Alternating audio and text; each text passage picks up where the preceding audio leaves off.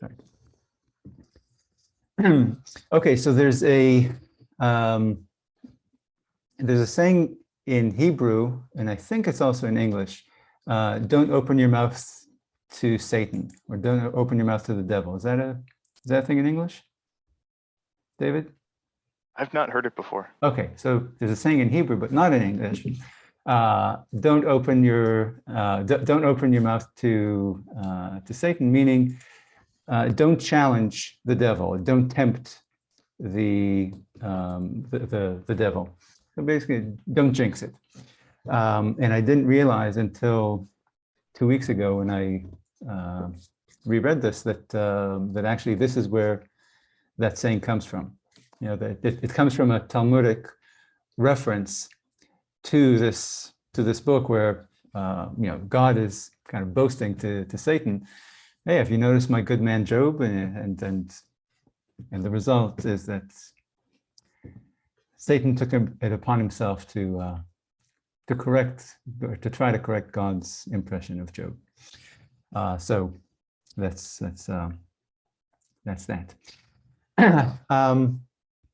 So I told you once in some discussion about what this book is and is not, this book meaning the Bible, that this book is for Jews, and the purpose of it is to tell Jews about their relationship with God.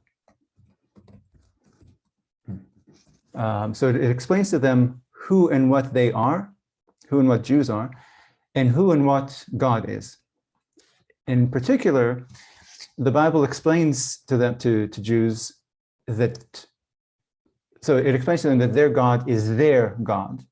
Okay, it's not some sort of universal, it's their God. They have a special relationship with the God of the universe. And that he's a just God who created a world governed by divine justice. Okay, and this is, I mentioned at the time that this is, was an anomaly, or there's no precedent to a God in the ancient world, and as far as I can tell, no successor, no God before, no God since, that belongs to one nation, that has a nation that is his nation, and other people can do whatever. And certainly a God who governs justly is also it came in contrast to the other gods of the ancient Near East, whose defining characteristic was arbitrariness and passion and that kind of self-government by those gods. Now this book, the book of Job, deals with this issue of justice, trying to explain God trying to explain this idea of how this God governs the universe, trying to explain God to readers who every day ask the same question that Job asks and his friends ask, and that is, if God governs the world and God is good and just, then why is there injustice and pain and suffering in the world? Okay, so, and we discussed this paradox or seeming paradox of theodicy, okay, the problem of injustice in the world. Now we covered this when we read the Cain and Abel story, and kind of introduced this foundational problem in every religion. This theodicy issue, and what we did at the time, we said that we kind of discussed the different solutions there are to the problem of injustice in the world, and we came upon 5 different answers. Okay, so actually let's do it again. So what are solutions, what explanations for the fact that there's injustice in the world? and pain and suffering, etc. One, there is no God. Right. Another, that there is a God, but God's unjust. Right. And this is, again, this is how for example, the Greeks or the Canaanites explain. Okay? Sometimes they're just, at other times they're callous and mean, at other times indifferent, sometimes hotheads, sometimes merciful. Okay, so these are gods that are capricious and arbitrary. Okay. Another one is that God is just, and when bad things happen, you just need to look to find where the injustice is. Right. Okay. So when you see terrible things happening, given that God is just, then we know that the suffering is earned. Okay. So our task is to simply, as you say, to look more closely, look backward, look forward, look to the sides, look to the context, to understand the justice of God's actions. Okay? So it looks unjust, but in fact, if you study hard enough, you'll find that actually the suffering is earned, and this is the solution that Job's friends offer. Okay, so and when we discussed the Cain story, we talked about how this is the solution that readers have throughout history have gravitated to as they read the Cain story. Okay, that Cain must have done something that explains God's rejection of his offering. Okay, so his offering probably wasn't very good, or maybe it wasn't given with a grateful heart. Okay, so the conviction is that God is just, and if a person is punished, or if a person, suffers or is punished, then there's some misconduct that's hidden from us at first glance, but known to God. And so we just need to look more closely. Okay. A fourth explanation is that it's a test to test the righteousness of somebody. Your perseverance. So it means that if the third one is that punishment or suffering is earned, here. So the first two were no God or an unjust God. The third explanation is God is just and the punishment is earned. And this one is that God is just, but you haven't necessarily earned your misfortune and pain. Instead, it's a test of your faith, your perseverance, your goodness. Okay, and so like in any test, if you pass the test, you'll be rewarded for the work or pain or suffering that went into passing the test.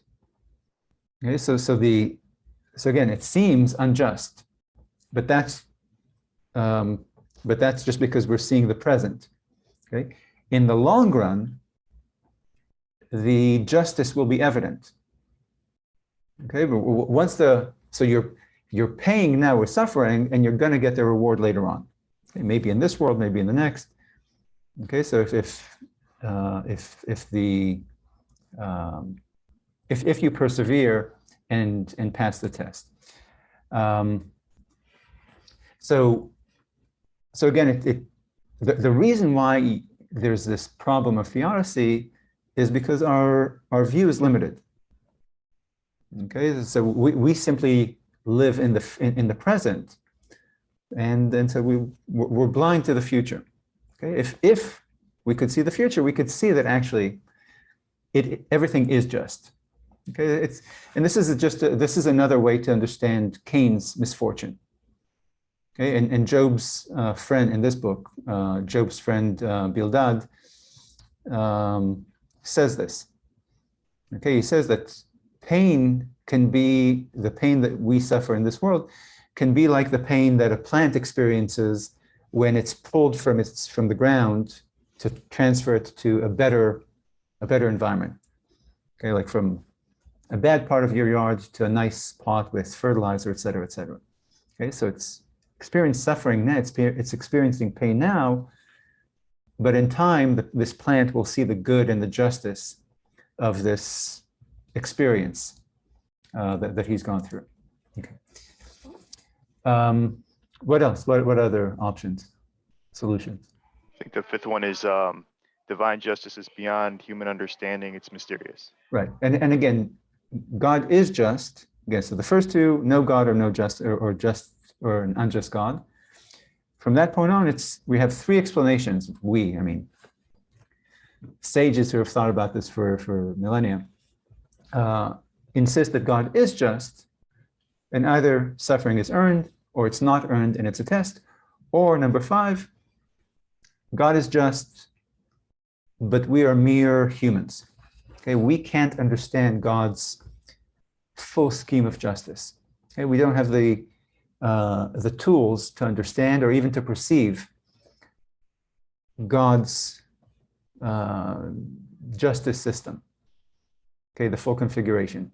We can't understand it because our moral understanding is limited. It's childish compared to God's moral understanding. In the same way that often your children can't understand your moral thinking or practical thinking. Okay, so on the one hand, we can understand because our moral understanding is deficient or is limited compared to God's.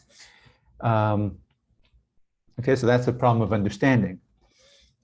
And we also can't perceive God's justice because we just have human eyes that can only see so far.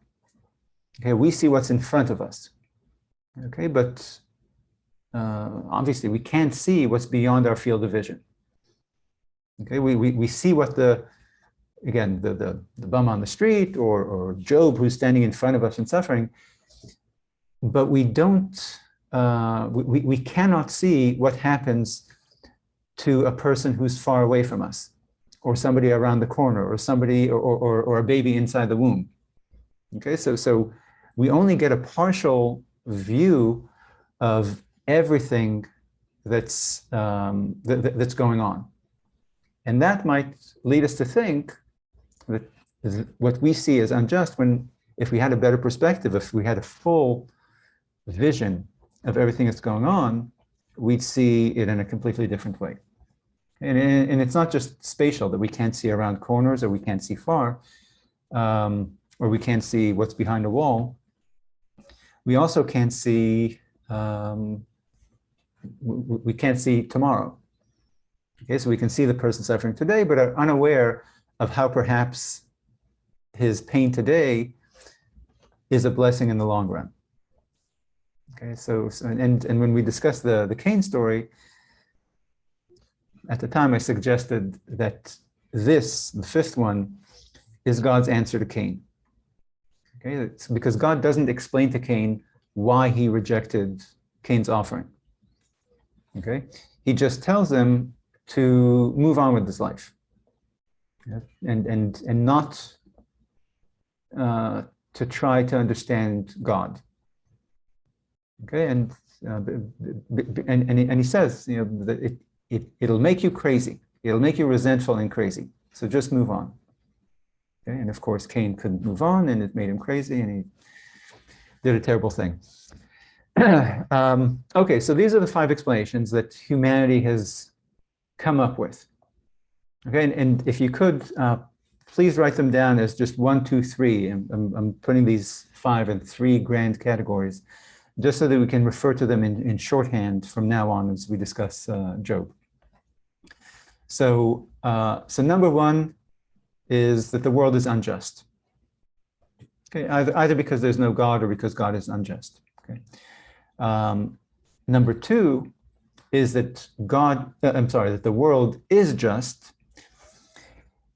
and we can understand how God metes out justice. We simply must use our introspection or perspicacity to find what sin prompted God's punishment.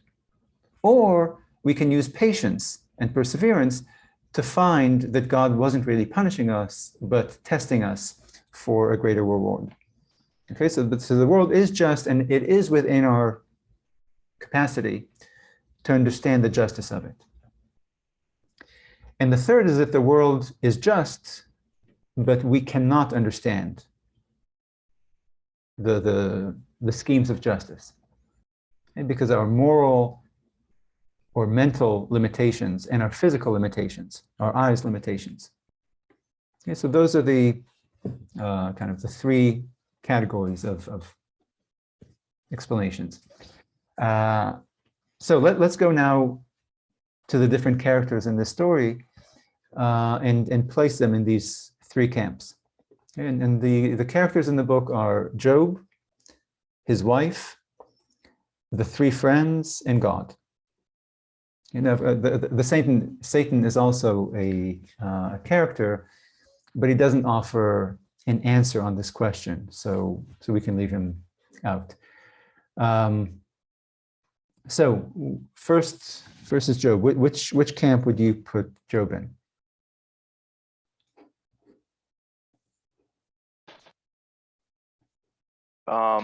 Initially or at the end? I don't know. Well, So the okay. camps. Initially, okay. Well, okay. Do both initially and at the end. So initially, he doesn't think that he deserves any of this justice, and he thinks that God is just. So it seems like he chooses to persevere. So number two. And I think at the end, it's more number three. Yes, I would say that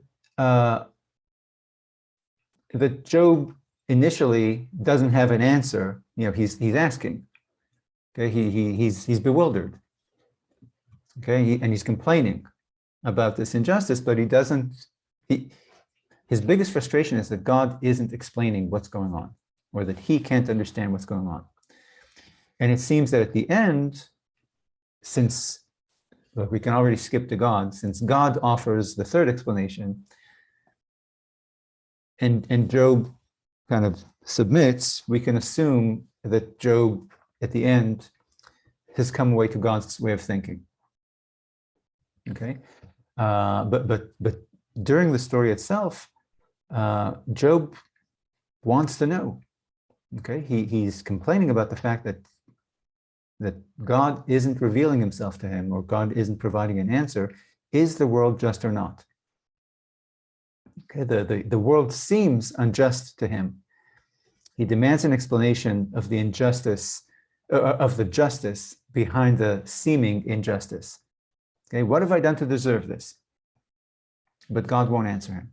Okay, so my take is that, again, Job doesn't curse God, but he doesn't have an answer, which is the source of his real frustration, his real complaint against God, that God won't explain himself.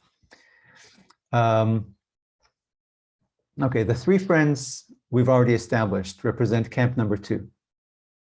Okay? God is just, and so either you committed a sin for which you're punished, or your ancestors committed a sin for which you're punished, or it's a test. Okay, but either way, God is just, and we can understand the scales of justice. Okay, somebody sinned, and therefore there's a punishment, or you're suffering, and there will be a reward. How about the wife?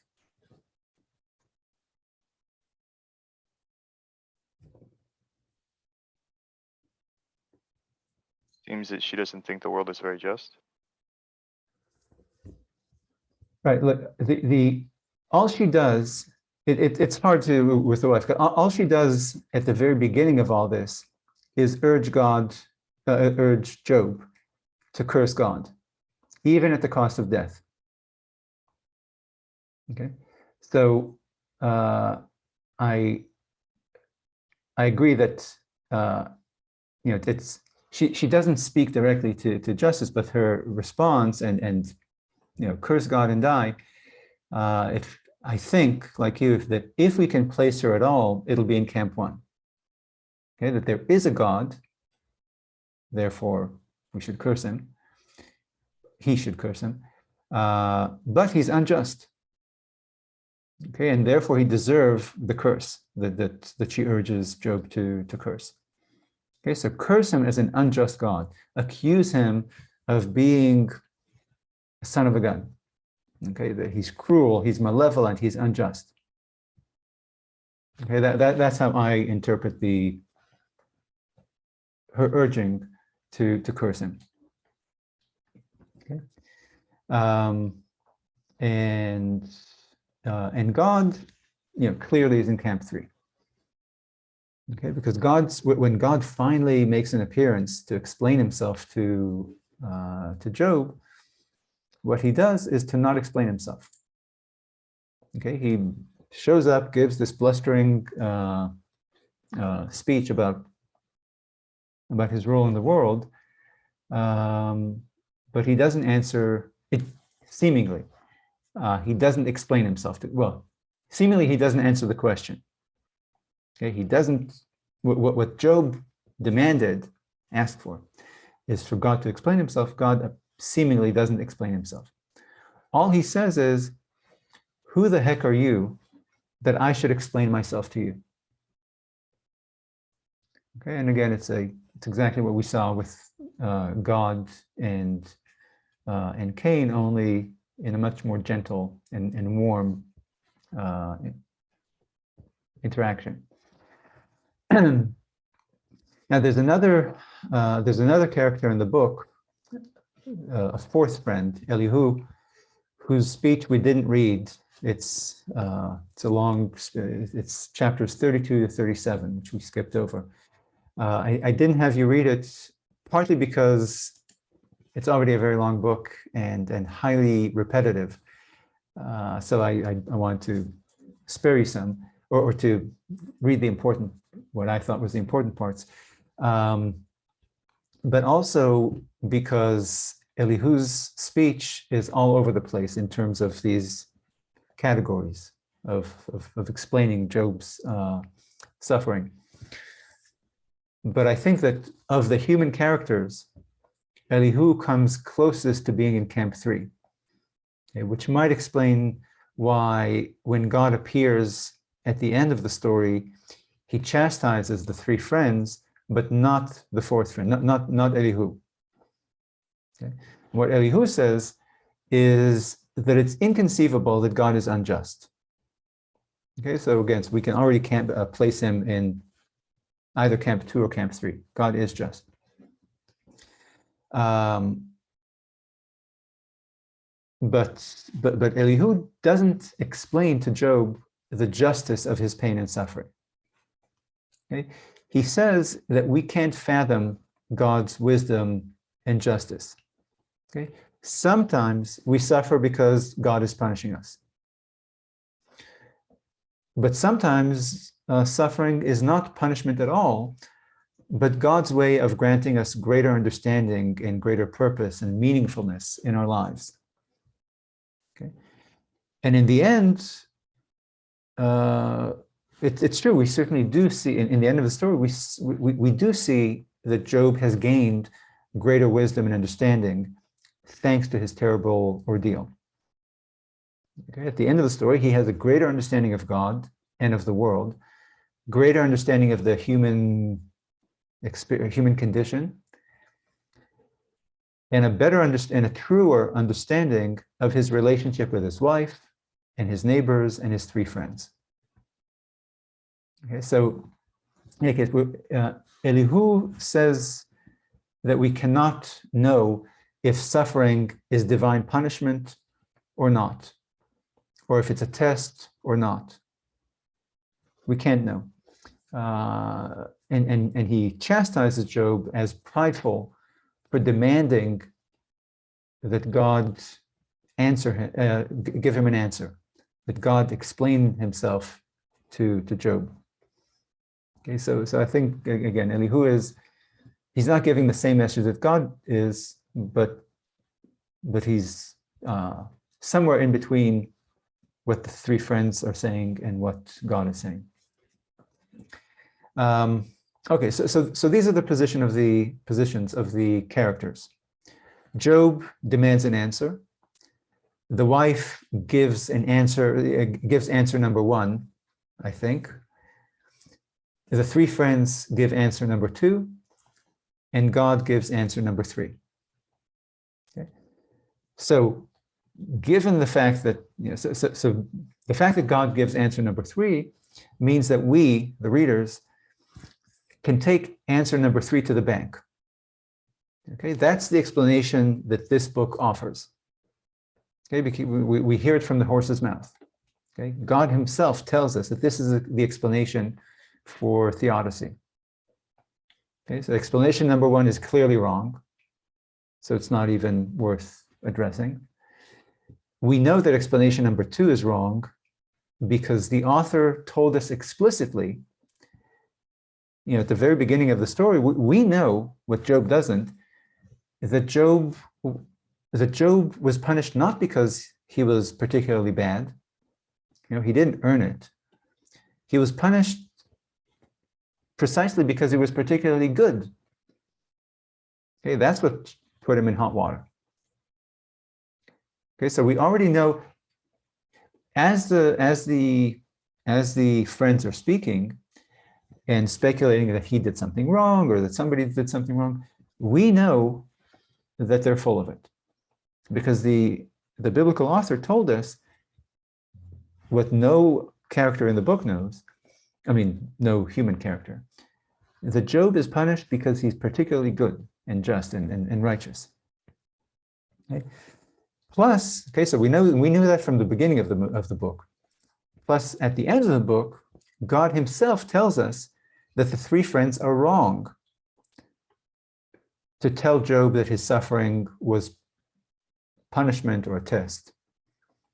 Okay? Instead, God tells us that the correct answer is answer number 3, okay? Which is, I don't owe you an explanation for your suffering, and you're too limited to perceive it, and even if you could perceive it, you're too limited morally to understand it. Okay, so that's the real answer of God and of the book. And this comeback, that I don't owe you an explanation, really does seem to address Job's real concern, real complaint. And that is that I am complaining to the heavens and God won't explain things to me.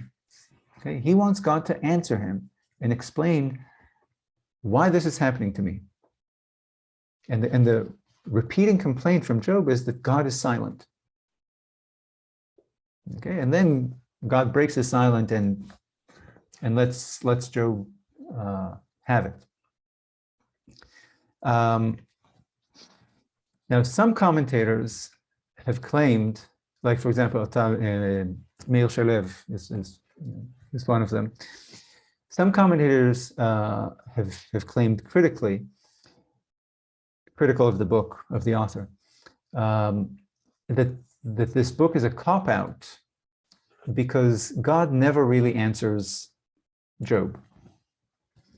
Okay? He certainly doesn't tell Job the truth about how all this came to happen to him. Okay, and why his kids died and all the terrible things that happened all around him. God doesn't tell him, hey, the Satan challenged me to a bet and that's why your kids are dead. Okay. So I want to ask, and again, it's a critical take on God and definitely a critical take on the author. And so I want to ask you if you think it's true that God doesn't really answer Job's complaint. Like, do you think that this is a valid critique? That we know that what happened here was a bet, and God never comes clean and says it, which means that he doesn't answer Job's complaint.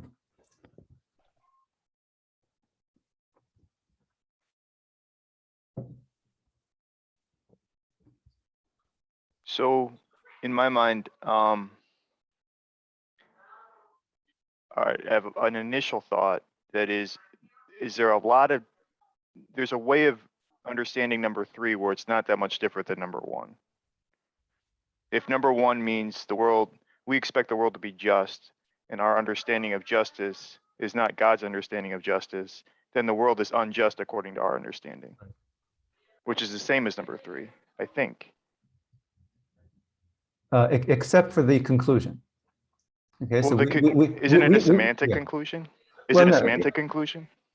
well, it's look, we perceive injustice, okay, Mhm. and we've come to the conclusion in number one, okay, that we have an unjust God, okay, or that we don't have a God, okay. Whereas the third one is we perceive injustice, but the conclusion is that it's not that the world is unjust, it's that, again, to quote God, who am I? Who am I to put God to some sort of a moral test? Okay, so you're right that the observation is the same. Okay, in number two, you can see you will be able to see justice. Okay, if you work hard enough. Whereas in number one and number three, you won't be able to. Okay, but would it be fair for us, even in number three, to think that even though if we had perfect sight, that justice would look the same as we expect it? Like, is divine justice the same as the way humans understand justice? well, no, obviously not. So if that's Yeah. true, then it could be that I mean, divine justice looks a lot like human injustice. yeah, so there are two problems that we have. Number one is the perception. Okay, just again, the fact that we can't see everything, we can't see the context, we can't see the future, we can't see the past. All we can see is what's in front of us. Okay, so that's one problem. The second problem is that our moral education, our moral capabilities, our moral wisdom, that's it. Our moral wisdom is less than God's. Okay, so even if we could see everything, according to answer number three, we don't have the tools, the moral tools. Yeah. So you're right. It's the third explanation is telling us that we that we will never be able to live in a world that seems just to us. Okay? But it warns us against putting God on trial. Okay, And then one more wrinkle in the number three is it again kind of assumes that God's all-knowing and all-powerful, that is in control of everything, including the way justice pans out. And as we've seen before, there are stories that read that God isn't all-knowing and all-powerful. why do you think it suggests that God is all-knowing and all-powerful? Like, where do you see it here? Just if we're explaining that everything that God does is just, then he has to have, and everything that happens is just. Everybody gets their just desserts according to a divine sense of justice, and somehow God is in control of it all and understands it all. Tell you what, let's towards the end bring this up again. Okay. Okay, because I think that what again, since the three of us are also humans, I obviously can't explain God's system, but you could conceive of a system, a universe in which, look, as we said when we discussed, forget what prompted it, maybe Pharaoh's heart or something, about if you design a game, if you create a game, but you introduce dice into the game, then you are no longer in control of every aspect of the game, because dice are by definition random. Okay, and no amount of knowledge can give you back control once you have introduced dice into the game. Okay, and so I forget in what context we discussed this. But in any case, but I think it was with Samuel and about God knowing the future. I think that's how we discussed it. That you could conceive of a creator who created a world with tectonic activity and what do you call it? Volcanic activity and weather systems, et cetera, that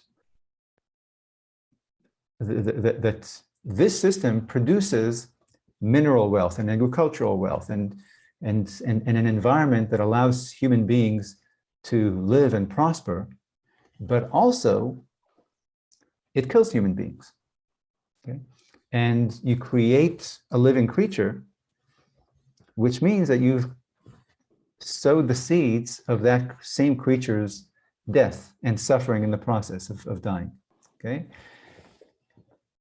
And so the creator obviously doesn't, he created these things, but he doesn't control the disease or the decrepitude that winds up killing these creatures, or the dog-eat-dog environment in which, look, every one of these organisms that are on Earth lives on by eating, killing other organisms.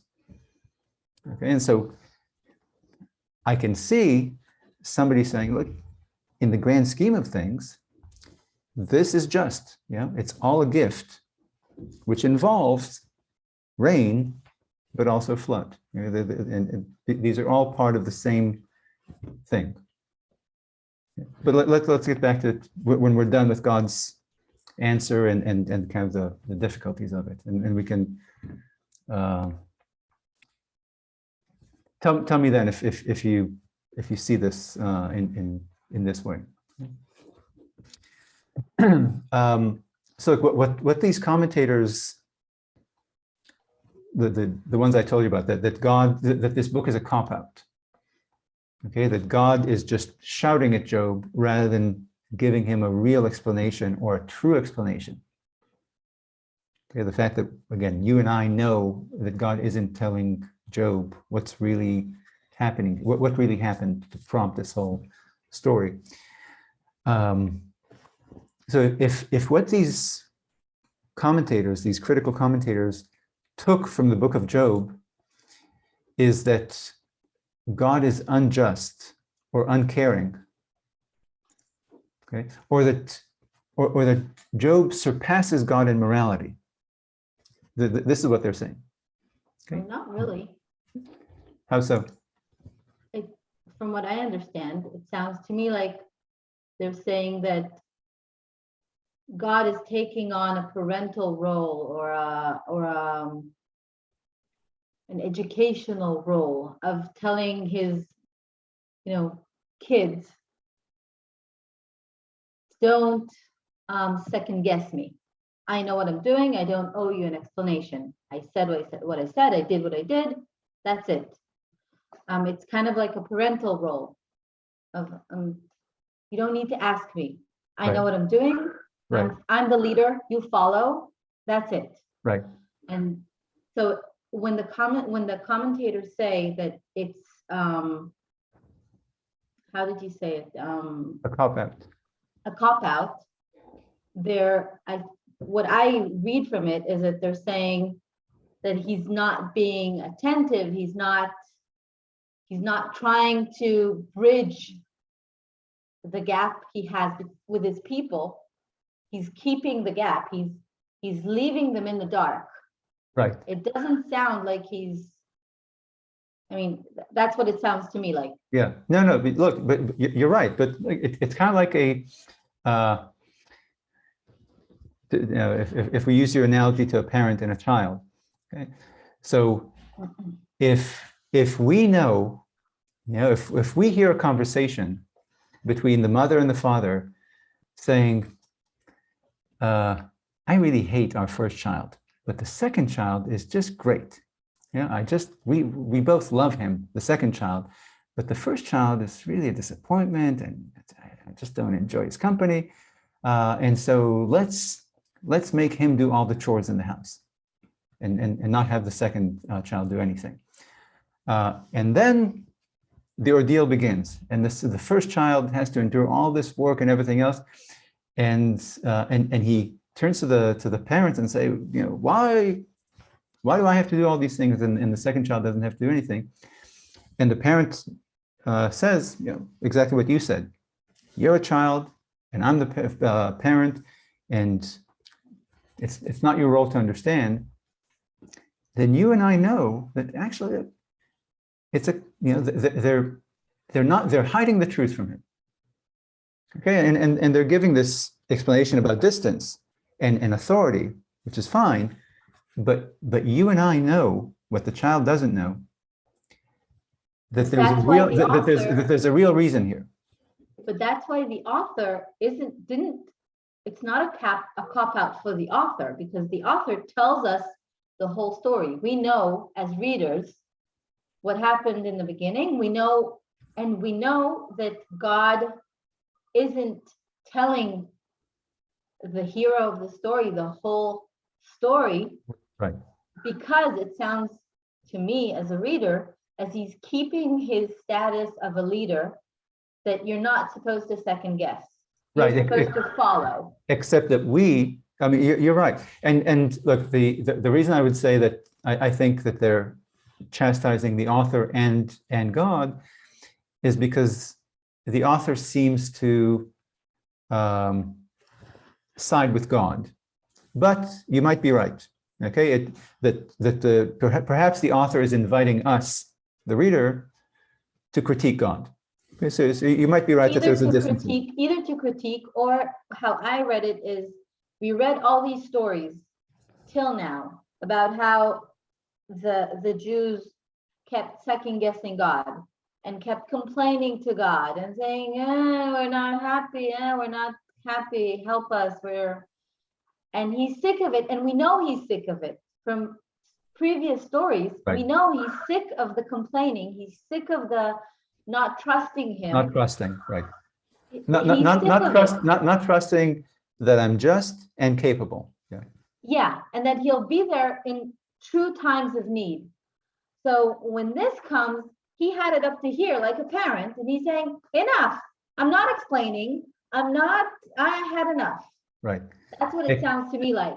Yeah. And it sounds to me like the author does give us the backstory. He does give us, the behind the scenes, so we do understand how everything rolled. But I don't think he tells us, his answer is coarse or, not. I think it's, if you think about reading this story as an ongoing tale, night after night, of hearing the tales evolve, then God is sick of his people. He's sick of them. Yeah. So the only thing, so I think you're right. Okay, so the author does give us the tools, and so again, I'm speaking from the perspective of these critics. How do they know to even accuse God of copying out here? Because the author gave them the tools, gave them the insight of the backstory about the bet. But what they're saying is, they're not, again, these critical voices, critical interpreters, are criticizing God for being unjust, okay? That God has done this terrible thing to Job, not for some sort of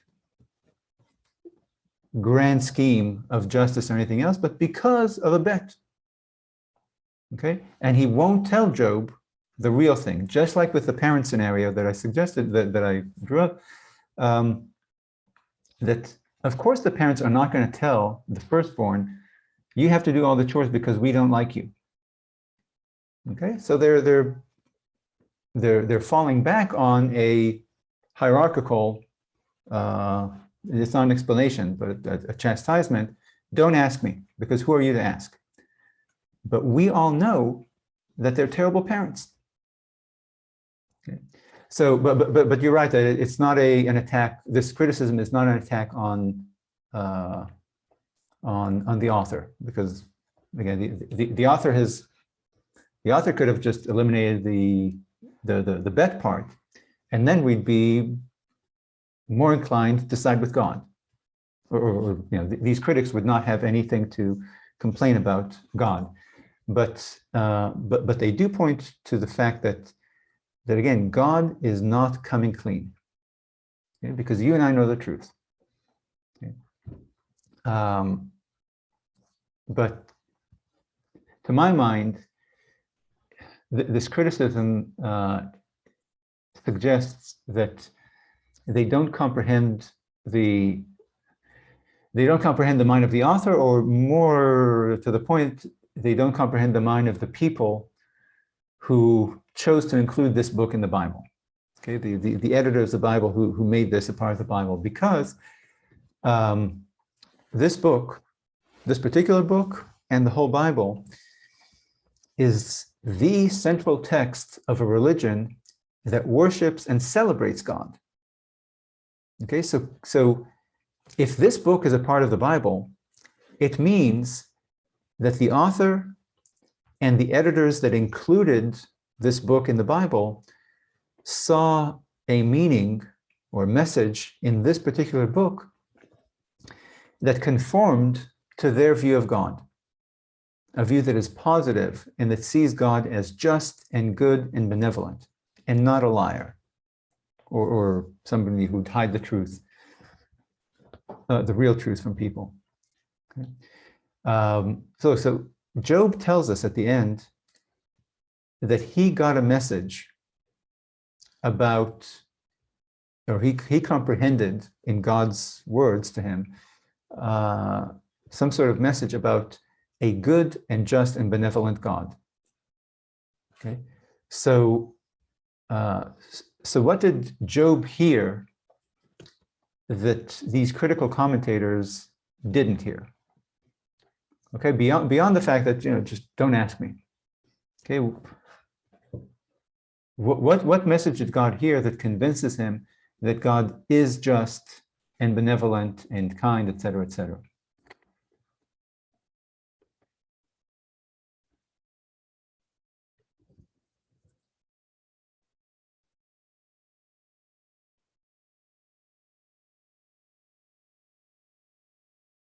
Because look, God's answer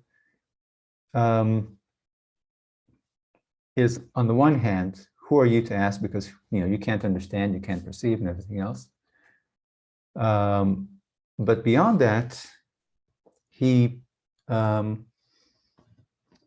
explains, he kind of gives this amazing picture of the world and how it works, right?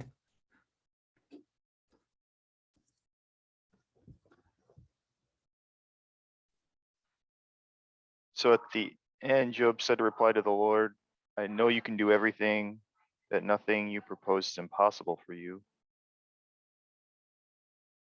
And then he continues to live a righteous life.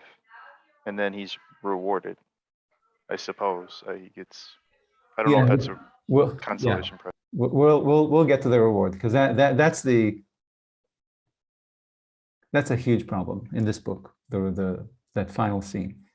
But the answer, God's answer itself. Look, we can take God's answer, God's speech, as an elucidation. This is this book's solution to the problem of injustice. Okay? The fact that people are victimized by either by man or by nature. Okay, that people suffer because of whatever, because of volcanoes and floods, and because of evil men and murderers and rapists and thieves. Okay, and so we can take, God's answer is that God doesn't owe us anything. God doesn't owe us things. Okay, God doesn't owe you a pain-free life.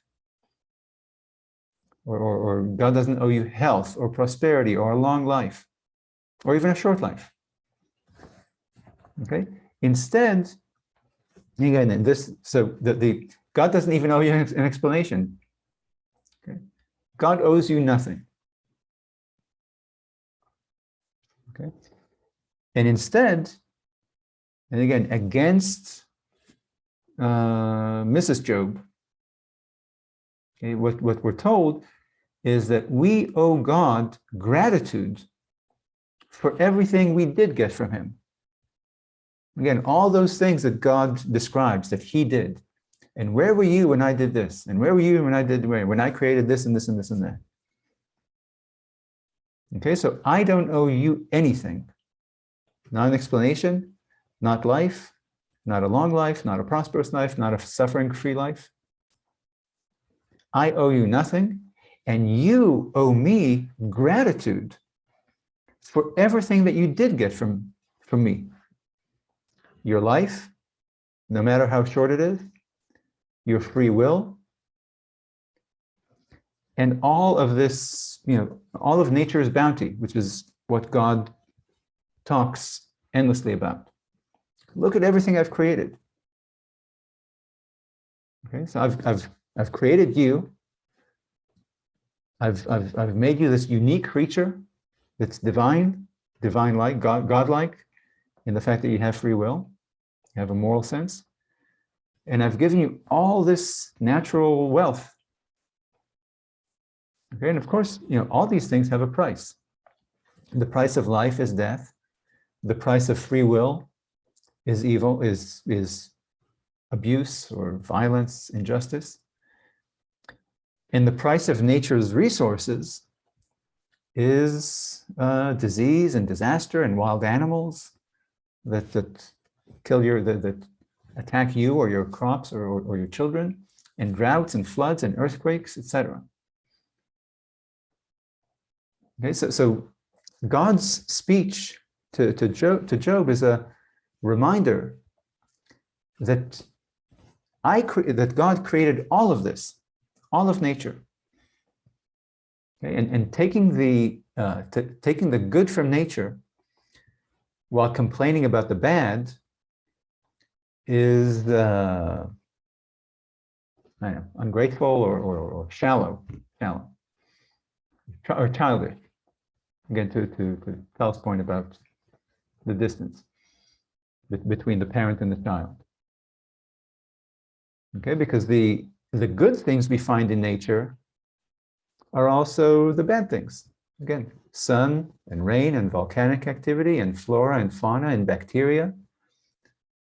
Gravity. Okay, gravity is what keeps us alive, but it can also kill us. Again, if you walk off a tall bridge, you'll find out. And likewise, so the good parts of nature, the constructive things in nature are also destructive. And the same is true about humanity. The great parts of humanity and the great parts of human nature are also the bad parts. Okay? Reason is responsible for agriculture and science and art, but also it's responsible for crime and deceit and all the bad things. Love produces assistance and sacrifice for loved ones, but also violence and callousness towards people who are outside the circle of love. Okay, and at everything, all the aspects of human life, okay, sex, ambition, empathy, creativity, okay, they all produce things that we value and promote, and things that we abhor and fear. Okay, so Job's celebrated wisdom at the end is in understanding God's response to his complaint. Okay, God tells them, who are you to make demands on me or hold me to account? Okay, I gave you everything you've ever had when I owed you nothing. Okay, and even now, okay, I gave you everything that you still now have. Okay, and this is when Job doesn't have anything except, again, the clothes on his back and the boils on his skin and his his wife and his crappy friends. Okay, so even now, when you have nothing except pain and suffering, you still have more than I owe you. Okay, because you're still alive even. Okay, you still have the clothes on your back. You still have a wife. Okay. Okay, so as little as you think you have, that's already more than I, God, owe you, or the world owes you. Okay, so God is telling him that that he, God, doesn't owe Job an account or an explanation for his losses and his hardships in life. Instead, and this is that blustering tone of God's voice, God's speech, is not only do I not owe you an explanation for your hardships, you owe me recognition and thanks for everything I've given you. Okay, and so that's one part of the kind of a major part of the answer, and the second is, who are you to assume that you can identify or understand what is just and what is unjust in this really grand scheme of things, from the beginning of time to the end of time, and throughout all the world? Who are you to think that you can even understand what is and is unjust? Okay, and this goes to your question about human conception of injustice. Okay, so from our own human conception of justice tells us that it is unjust to punish the child for the crime of the father, right? I mean, it's a basic tenet of legal systems throughout the world, throughout history. Okay, but we know for a fact that God thinks it's indeed just to punish the child and the grandchild and the great-grandchild for the sins of the father. Okay, God told us this I think numerous times. Okay, that God punishes children and grandchildren and great-grandchildren, but we don't do it. Okay, so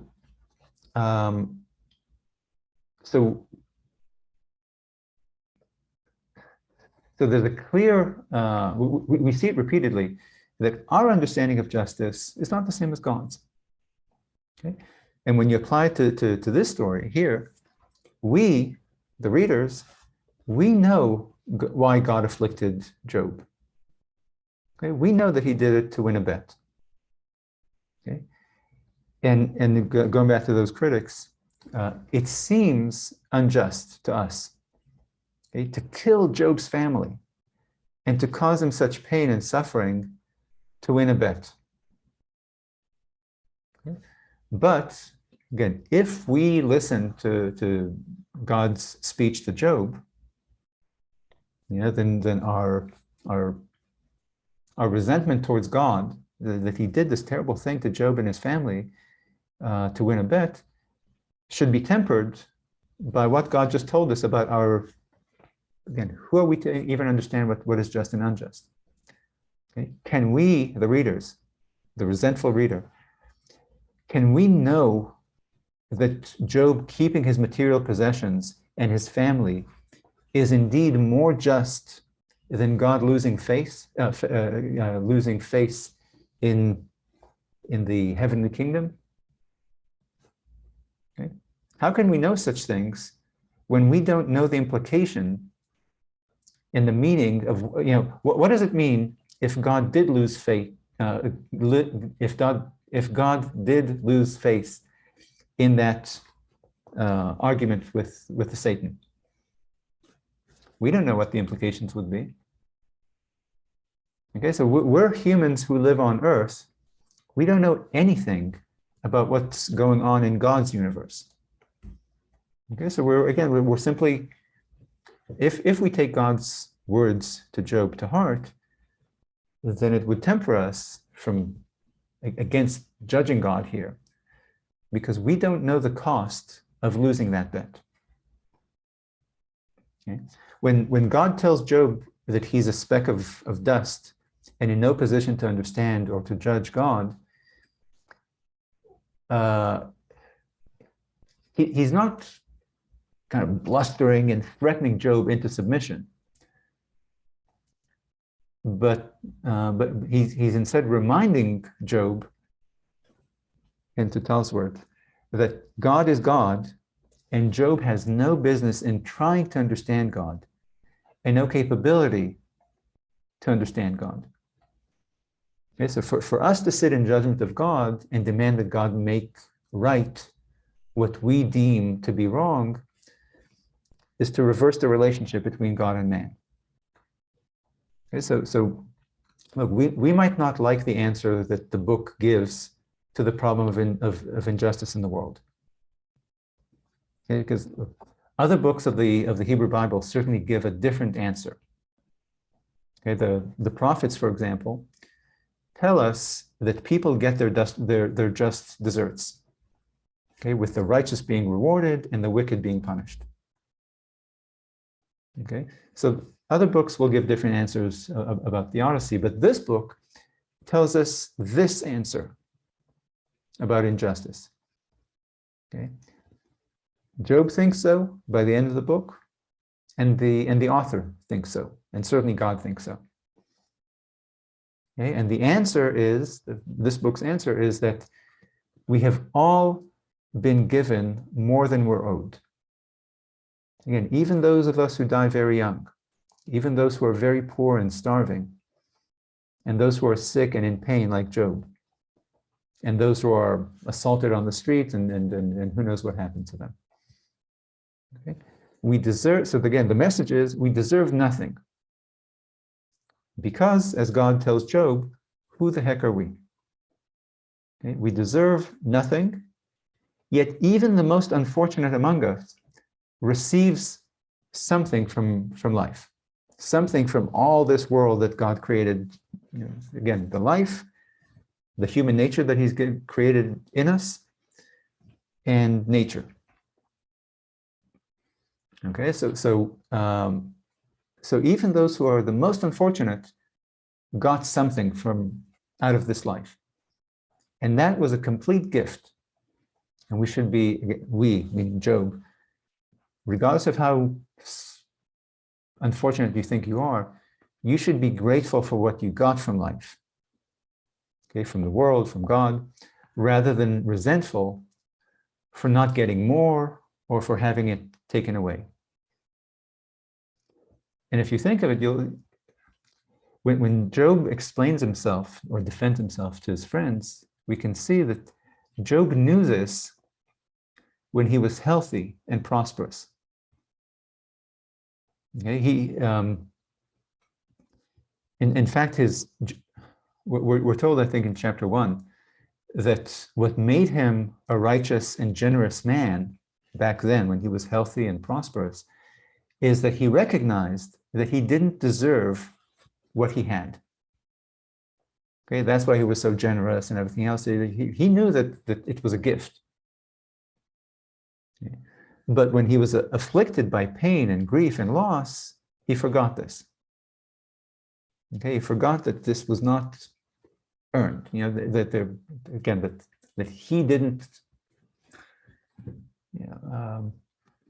earn it. Okay, that all of this is a gift. But then comes the ending and ruins everything, as you said, as you suggested. Okay? Because after God chastises the friends for suggesting that God's suffering was either a punishment or a test, then Job passes the test that the Satan and God set up for him, and then he gets rewarded. So it was a test after all. Okay, after God berates the friends for suggesting that this might be a test, it turns out there was a test. Okay, so the question, the The huge problem with the end of the story, excuse me, is who are we supposed to trust? Okay, do we believe the author who tells us at the start of the book that this is a test? Because again, the bet is a test.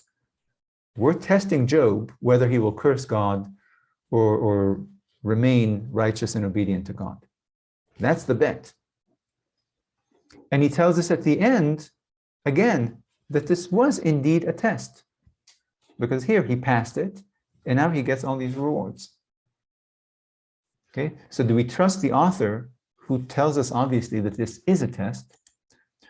Or do we believe God himself, who chastises anyone who says that this is a test? Who do we go with? I mean, what do you think the message of the book is? You know, well, I'll say it this way. Can you believe God who's saying outright, this is not a test? And he chastises the friends who suggested it might be a test. Do you believe God when he says it's not a test, knowing what you know about scene number 1 and the scene and the very last scene? I think God has one agenda and the author has a different agenda. I think God believes it's not a test, and God wants the people to know it's not a test. But I think the author might think that the readers will have a hard time with this concept, so it's easier to give them this easier ending and an easier way of living your life. When you know you're bad, you're being punished. When you're good, you're being rewarded. When you pass a test, you're rewarded. So it would be easier to finish the story off with a prize because he was good at the end. He passed the test. Mm-hmm. So I think for the author is thinking of his listeners, and he's thinking they're not going to buy it. And not that they're not going to buy it. It's going to be hard for them to follow a God who doesn't reward you when you're good, who doesn't reward you for being righteous. Yeah. That's what I think. Look, what you're suggesting is that the author thinks that the readers are like those critics that I mentioned. Okay, that those critics that I mentioned know about the bet, and therefore they find God, again, either hard to connect to, or they find him cruel, or they find him morally problematic. You know, that here Job is a moral man, and God is lying. God is hiding the truth from him. Okay, and so what you're suggesting is that the author thinks that all of us, because of scene number 1, are unsatisfied with God's answer. And we want to see the scales of justice balanced out. Reward Job for this terrible ordeal that he's gone through. He's come through for you, give him a reward. So look, I think it's easier for people to live by, I think that's why the Judaism is such a hard religion to follow, because there is no logic of I'm good, so I'm going to succeed in life. I'm bad, I'm going to, go to hell and be punished. It's harder to follow someone if you don't know you're going to get rewarded at the end. Yeah. Well, look, look, the dilemma here is that if it was a test, then we need to call God out for lying. Okay? Given that God is the one unimpeachable character in this book, we have to assume that this was not in fact a test. Okay, and that we misunderstood what the author told us about the bet and about the reward, or that the author Well, no, we okay. So the first scene happened, and what you're suggesting is that the second scene is presented as a reward when in fact from God's perspective it's not a reward. Okay, but if we go for a second with God's understanding, this is not a test. Okay, and again, assuming that we go with God because we trust God, then we have to assume that maybe something about the bet that we thought was a test, that Job will come through for me, that maybe we didn't understand something in how the bet was laid out for us and how the reward is laid out for us. Because look, God told us that it's not a test, not a reward for passing a test. Okay, so let's explore this one first. If the bet is indeed a test, then when God passes a test, when Job passes the test, he'll get rewarded.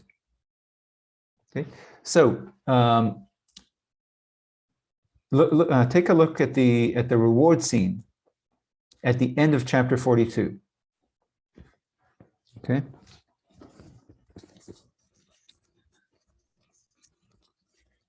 Okay, so if you look at the end of 42,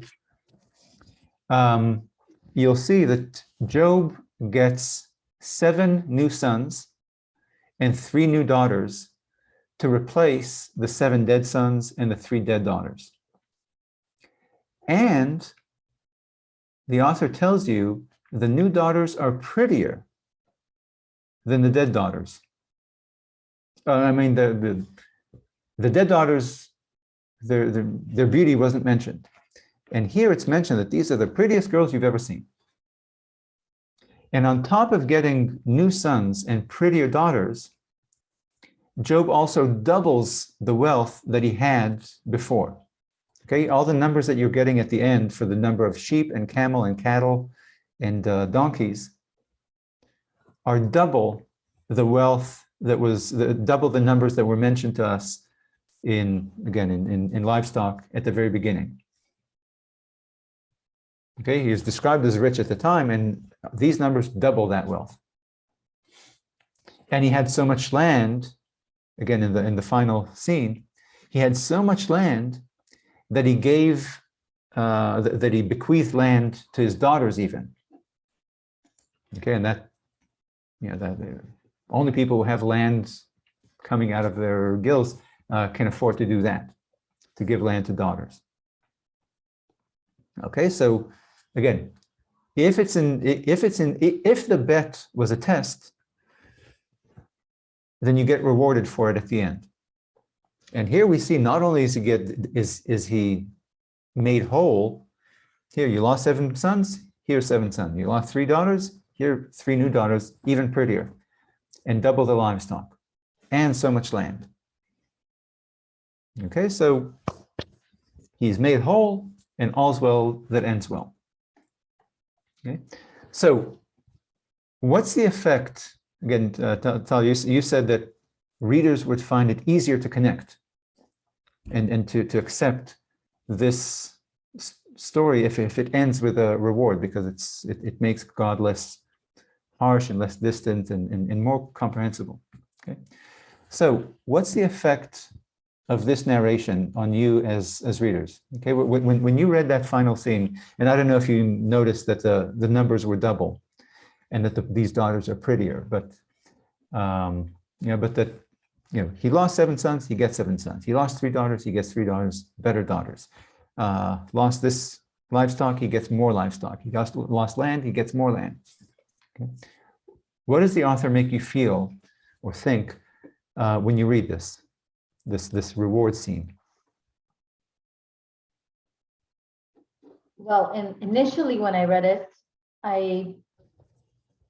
it sort of calms you down, because you say, okay, so at least he's not suffering, and he's a good man and he got what he deserves, and it sort of all's good when, a good ending. Yeah.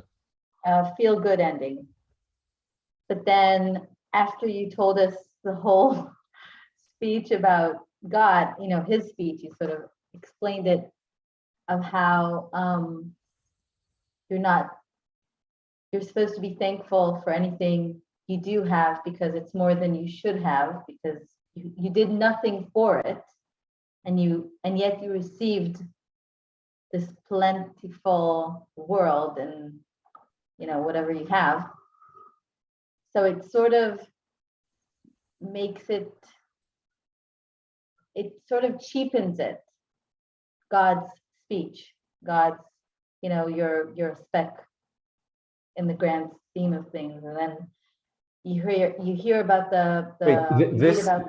this cheapens God's speech because here he did earn it. He was good. He wasn't tempted to curse God. No, it makes because God's speech is philosophical or kind of new agey sort of what do you call it, like Zen. When everything is like whole and connected and Yeah. there's like a word, but like a new age word for it. But so that's what it sort of makes it, you're connected to the earth, everything is connected, everything is, like the Lion King thing. And then when you read the ending, it's like, so it's, it's you get Material. paid for what you, deserve. And that's it. Yeah. It sort of cheapens this beautiful, everything's connected. There's a big scheme of things that's bigger than us, and yeah.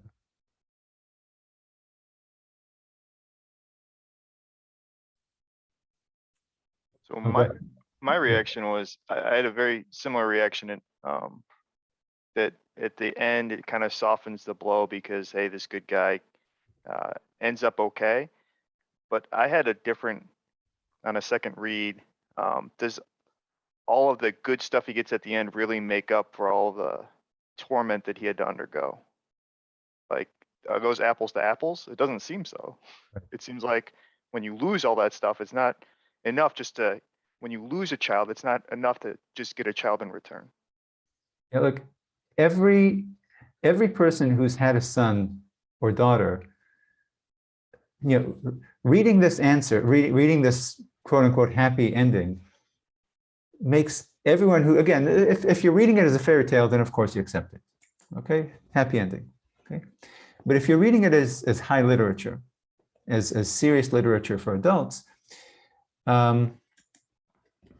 any person who's had a child, it makes him argue against the book's author that this is baloney. Job is not made whole.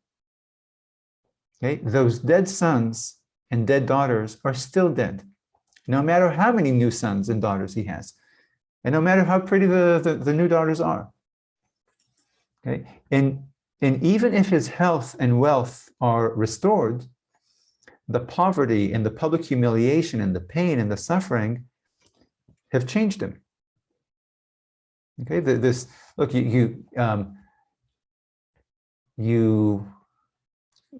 look, let's say you're taken captive by the enemy and you get tortured and God knows what they do to you. And then you get rescued. That's not again, it's better than being dead or than remaining in captivity. But the idea that if you are now given wealth, that erases everything that happened is ridiculous. The ordeal changed how Job sees himself and how others see him and how he sees others. Okay, friendships that were lost, the people who betrayed him when he was down, friendships lost are not going to be regained. His relationship with his wife is not going to be the same. Okay, plus, the man was tortured and brutalized by God, and we're expected to believe that giving him more cows and camels undoes all that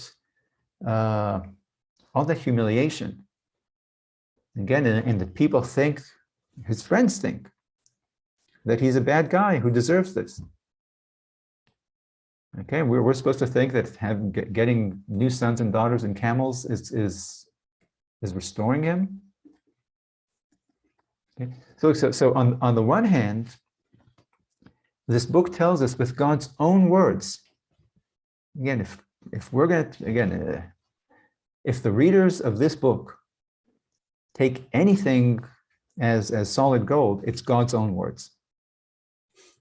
Okay, so on the one hand, God tells us that there is no reward doctrine in this religion or in this culture, this in the Bible. The Bible, God tells us in this book that this religion doesn't have a reward doctrine. Okay, that if you're good, you're going to get, and if you're bad, you're going to get what you deserve. Okay, Job is a good man, and bad things happen to him.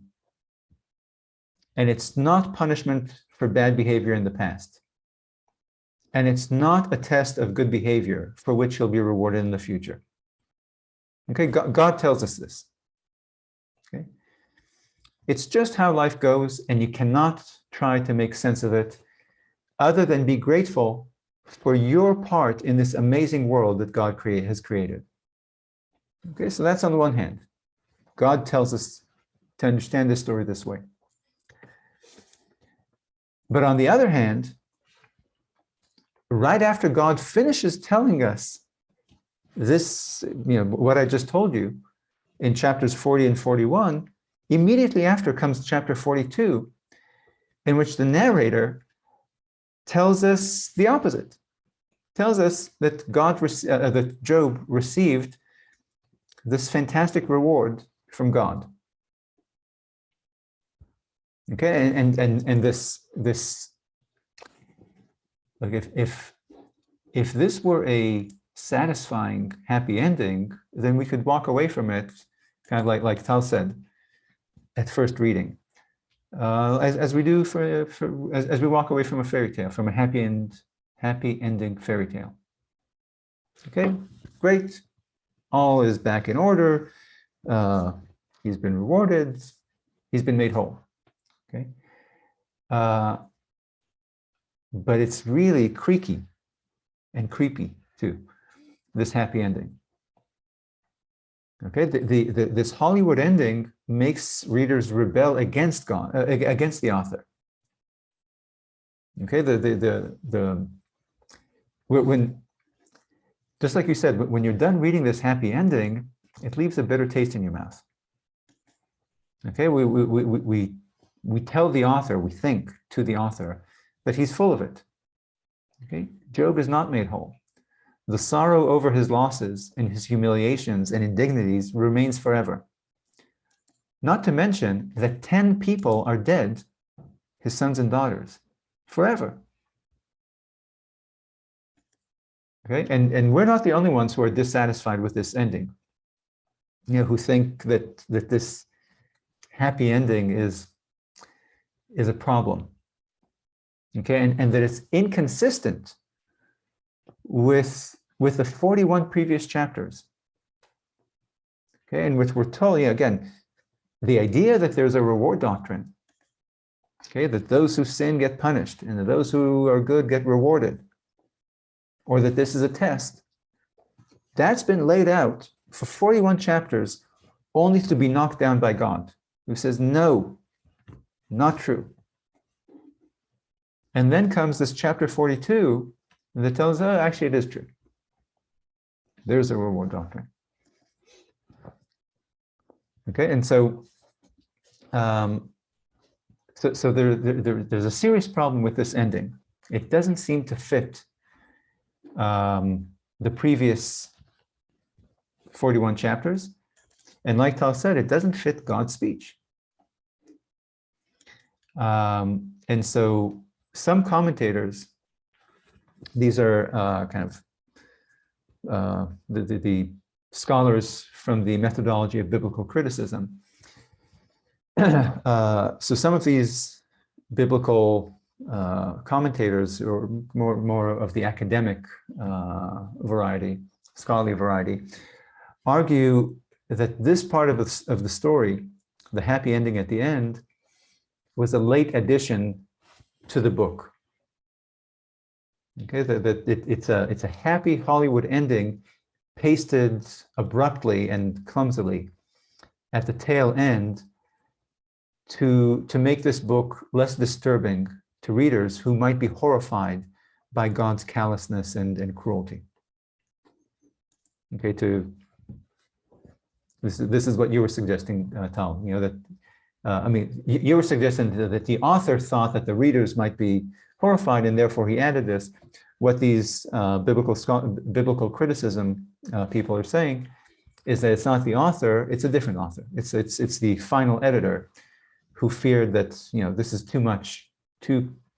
This God is too distant and too cruel and too cold, and therefore let's add something to the original author's creation and humanize God a little bit. But it can also be that the author added it to make the point even more, you know,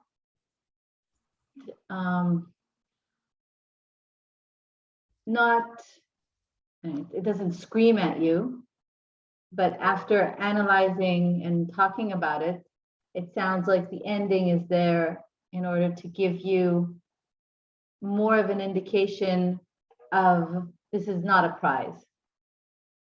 Because of, you had the speech, and then you have the prize, but then it's not a prize, but everything you get, you should be thankful for. So even the new things you get, they don't replace what you had, they don't make up for the pain, but be thankful for that as well. Yeah, so it could be. I agree. I'll go one further than that. I agree that this ill-fitting happy ending is there for a purpose. Look, first of all, look, the biblical criticism people might be right, okay, but that's true of every difficult part of the Bible. Every difficult part of Henry Miller or Dostoevsky. Okay, if you don't understand something, it could be that some editor put it in there. Okay, this is a recurring theme with biblical criticism and with the documentary hypothesis. Okay, we deploy it whenever we come upon something difficult in the text. Okay, you're perplexed by something the author says in the text, like, for example, the two conflicting creation stories, for example. So, okay, don't worry about it. No need to try to understand the message that the author, no need to wonder whether the author is actually trying to convey a message to you with this seemingly clashing story of two creation stories. Okay, you don't need to worry about it, because the author is not some sort of literary master. Okay? The author is just a clumsy editor, so clumsy that I can easily see the stitch marks. Okay, so if you're perplexed by two creation stories, don't be perplexed. It's two different authors, or three or more different authors. Okay, and this explanation, the biblical criticism explanation, requires us not just to see the author or the editor as unskilled, but also to see the audiences through the thousands of years of the biblical era, 1,000 years, to see the audience also as unskilled readers. Because, you know, after all, this clumsy stitching doesn't work on us. Okay, these scholars look at let's say the book of Job and say, hey, look, you see, the happy ending doesn't belong here. Okay, that requires then that assumes, again, given the fact that it's so clunky the happy ending is so clunky, then it must be that for thousands of years, Jewish and Christian readers missed it somehow. You know, this clumsy stitching, it doesn't work on us, but it obviously worked on the book's ancient and medieval readers, because you know they were too simple to spot this stitching, too benighted to notice the internal contradictions and the troubling theological or moral implications. Okay, so this, it's always possible that whatever troubling part of the work, literary work, is troubling because it doesn't really belong there. Somebody added it later. Okay, so take for example, but it makes two assumptions that are, again, they might be true, but there's a great hubris in making the argument that the author or editor is clumsy, he's bad at his job, and that all those readers for generations and generations are also deficient in reading and understanding compared to me. Okay, so take for example this resentment that we feel about Job getting new sons and prettier daughters to replace the dead ones.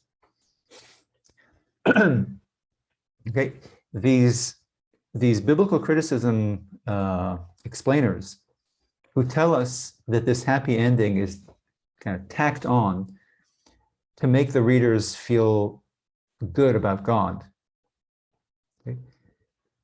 These explainers assume that ancient readers don't feel the resentment that you and I do about the dead sons and daughters, and this thing that, oh, these new daughters are prettier than those old daughters. You're better off. You have prettier daughters now. Okay, so the person who suggests to you that this is a happy ending tacked on, what he's saying without saying the actual words is that those people back then accept it as a happy ending, whereas you and I, the modern reader, we have real problems with this. Okay, it leaves a bad taste in our mouth. Okay, and look, and why would these biblical criticism people suggest this? You know, that those ancient readers would be happy with this happy ending in a way that you and I are not. Why would ancient Jews not share your and my resentment over the author's suggestion that getting new sons and prettier daughters is a happy ending?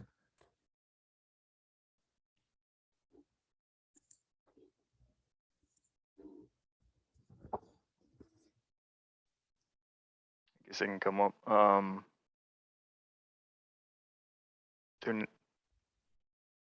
There's something fundamentally different is one explanation, just less sophistication or something that we've progressed in some way to where it's progress. Absolutely, it's progress. Okay, that we're different than them. You know, they were more callous than us. They lived in rougher times. They were rougher people. Okay, we are more educated. You know, are more not educated with knowledge, but educated more morally refined. Okay, because we live in better material circumstances, and therefore we're more refined in our aesthetics and our taste and our moral sensibilities. Whereas they were rougher people. Okay, they didn't love their children in the same way that we love our children. We moderns are unique in this respect. Okay, and this is actually an accepted theory in the field of history. The idea that there's this idea that what's called the affectionate family is a novelty of the modern era, of the early modern era. Okay, there's this idea that I don't know if it can be ever proved or disproved. My point is that let me finish the first sentence first. So there's this theory that that up until the, I think, 15th or 16th century, or maybe 17th century, families were not held together by bonds of affection.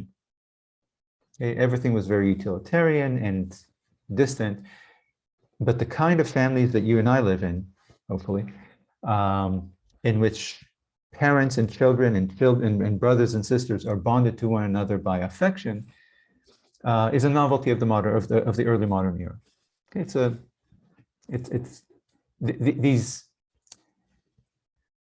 the implicit suggestion that you see here in this biblical criticism explanation about a happy ending isn't just from nowhere. It's a feature in academia, in history. And like I said, I can't imagine that it can be proved or disproved. My point is that the scholars, the biblical criticism scholars who suggest that this happy ending worked on ancient readers in a way that it cannot work on you and me, reflects a certain mindset in academia or in history about ancient people's familial sensibilities. Okay, that they didn't feel the kind of affection that you and I feel towards our children.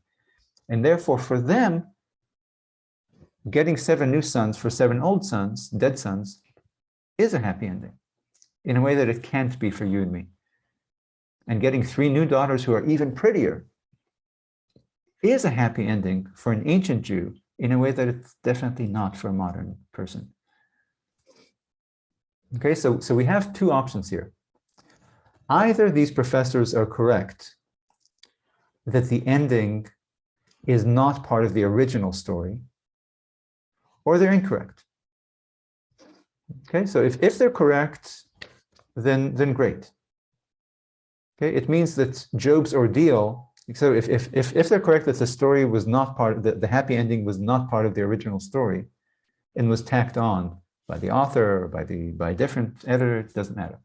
Okay, but it's an add-on to transform this very harsh story into a smiley story, then it solves the problem for us. It means that Job's ordeal was not a test, and there was no reward in the original story. Okay? We don't all get what we deserve in the end, which means that the book doesn't contradict itself. Okay, that the story should end in chapter 41 with God's speech, and that's the stark end, the real ending of the book. Okay, and there's no contradiction between the end and everything that came before. Okay, that's if the professors are correct. If this idea that this is an add-on to make the book, or to make God seem more understandable and relatable and, well, relatable. But, what if these professors are incorrect? Okay, what if this ending, what if this was the ending in the original story? In that case, there are 2 options. Either the author was so dense that he didn't see that his happy ending contradicted the book's message, God's message. Okay, or the author was aware of it, and he put this quote unquote happy ending in here because he wanted us to rebel against it and have this discussion that we're now having. Okay, that he created an ending that doesn't make sense, an ending that is unsatisfying to us. Okay, you see it in the movies tons. okay, where the ending creates a problem for us as viewers and forces us to reconsider what we thought we knew. Okay, the most obvious example of this is I can never pronounce his name, M. Night Shyamalan. You know, the Sixth Sense. The Sixth Sense. Have you seen it? Okay, so I'm not going to ruin. So we all watched the movie, and for 88 minutes, we thought that Bruce Willis was alive. And then in the last 2 minutes, or however many, at the very end, the final scene comes and contradicts the entire movie for us. Okay? Or a better example is a movie that I strongly recommend it, even though I'm going to ruin the ending for you right here. It's a movie called All Is Lost with Robert Redford. Have you seen it by any chance? It's from, I don't know, 5, 6, 7 years ago. It's a great movie, especially if you like Robert Redford, but even if you don't. So Robert Redford is alone on a boat, a small yacht, and the entire movie is him trying to stay afloat. Basically, something bumps into his boat and ruptures it, and now the entire movie is him trying to save his boat in the middle of the Indian Ocean. It's really it's an amazing and great movie. Okay, so he winds up in the end he winds up drowning while trying to swim towards a boat that's far off in the distance. Okay, so again, he struggles throughout the movie to save his boat, and he sees this boat in the distance, and he's sorry, the dogs, and he's trying to reach that boat, and he fails. He sinks and he drowns. But then, as he's, again, this is the final scene.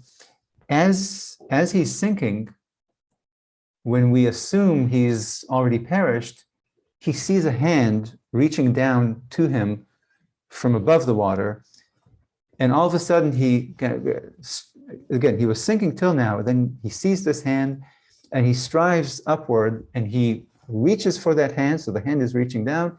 He's reaching towards that hand, and that's how the movie ends. Okay. And you're sitting in your seat wondering if you're supposed to believe that final scene, the happy ending. Okay, because he's a great guy and you want him to succeed. And so you're wondering, was this great guy that we've come to like throughout the movie, was he really rescued? Okay, but then you start thinking, how would that boat that's on the horizon get here so quickly in the course of this one man sinking from the surface to however many meters down? And even if they did get here so quickly, how would they know where he is to reach down exactly at this spot? And why wouldn't they jump down to get him? Okay, and so you start wondering, I don't know if I can believe that happy ending. Okay, and if I can't believe it, then what is it? What's this happy ending? If I'm forced to dismiss it, that this is not really him being rescued, then maybe it's something else. Maybe it's not a happy ending. Maybe this is simply how he experiences death. Okay, that the moment of death for him is the illusion that he's being saved. Okay, that he's going to live. That's how he experiences. That's how we experience death. Okay, so look, we never get an answer, and we just go home contemplating what the author wants us to do with that discordant final scene. And again, there are many movies that do this, which makes you wonder about the biblical author here. Okay, so look, if a modern screenplay writer can devise such an ending to create this this effect in the viewer where this doesn't fit. And you're now wondering, what am I supposed to do with it? If a modern writer can do it, why assume that it's beyond the capabilities of an ancient writer? Okay, so maybe the author, the biblical author, just like the screenplay writer, knows that the audience wants a happy ending, which in this case means that they want a story in which the readers can make sense of injustice in the world.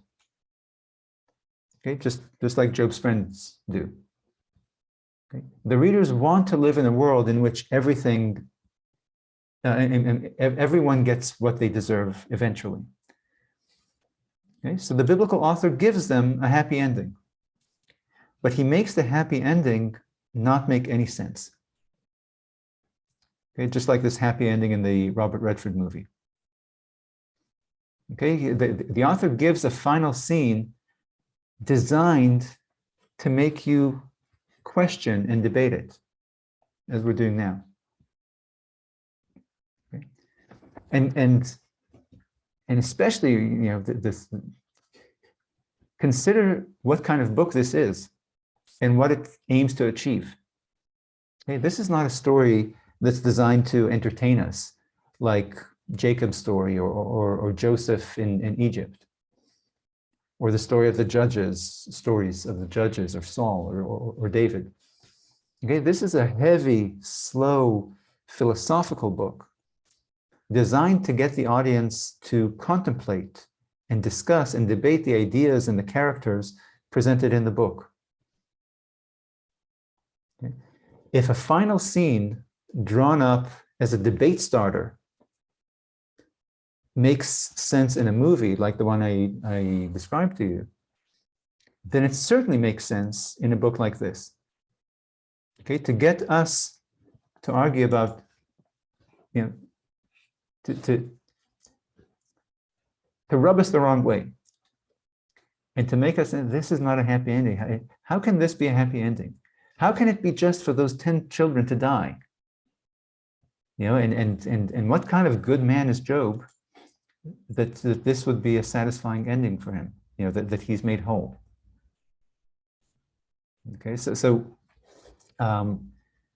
just like the screenplay writer puts a discordant end in order to get us to notice the discordance, discordance, is that the discord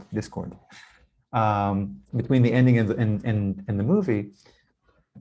This could be, again, going back to the biblical criticism, it could be a clumsy editor, or it could be a shallow author who senses, look, I wrote a really harsh book, let me slap a happy ending on it to make it happy. Or it could be a philosophical author, just like, or a, not even philosophical, but just a skilled author, just like that skilled screenplay writer, who wants to make you think about what you've read again and again and again, and to argue with other readers and viewers in order to get, in order to point to the whole point of this book. Okay, so one person will say, but look, the author tells us blah, blah, blah, blah, blah. And the other would say, yes, but God told us something completely different. Something doesn't work about this ending. So look, so the ending is a problem that's just left standing. Okay, unless you buy the arguments of some biblical critics who tell us to ignore the ending, because the ending is not really a part, they say, the ending is not really a part of the original book. Okay. But in any case, so if you accept the ending as part of the book, then it's just left standing. And again, just like let me go back and about that Robert Redford book. I'm sure that years from now, maybe thousands of years from now, somebody would come and say that ending wasn't part of the original movie. Okay, it's these Hollywood executives probably did some sort of a test screening and saw that the audience wasn't happy with the harsh ending, and therefore they slapped together a happy ending to here, make the audience happy. There's no need, there's no reason to think that. In fact, there's every reason to think otherwise. That you have here a skilled author and a purposeful author who placed this scene that doesn't make sense in order to make us think deeper, more deeply about what happened beforehand and what to believe, what I saw before, what I see now.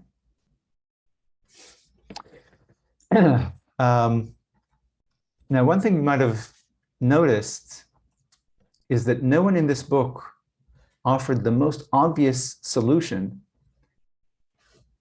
that we modern people, medieval and modern people, use to solve the problem of injustice.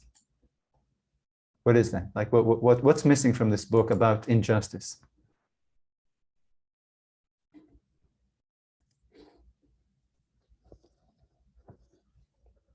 Like when you see such injustice today, how do we as medieval and modern people solve it? It seems like charity is lacking. No one helps it, like tries to lift him up. Oh, no, yeah, no, you're right. You know, that his friends are not charitable towards him. But no, I mean the philosophical solution. Okay, when we see injustice, again, if you think of, you know, God is just, and look at all this injustice in the world, how do we solve this problem? That there is no, like, with number one, the first solution. Well, nobody religious offers. Yeah, okay. Yeah. So no, obviously people who believe in God.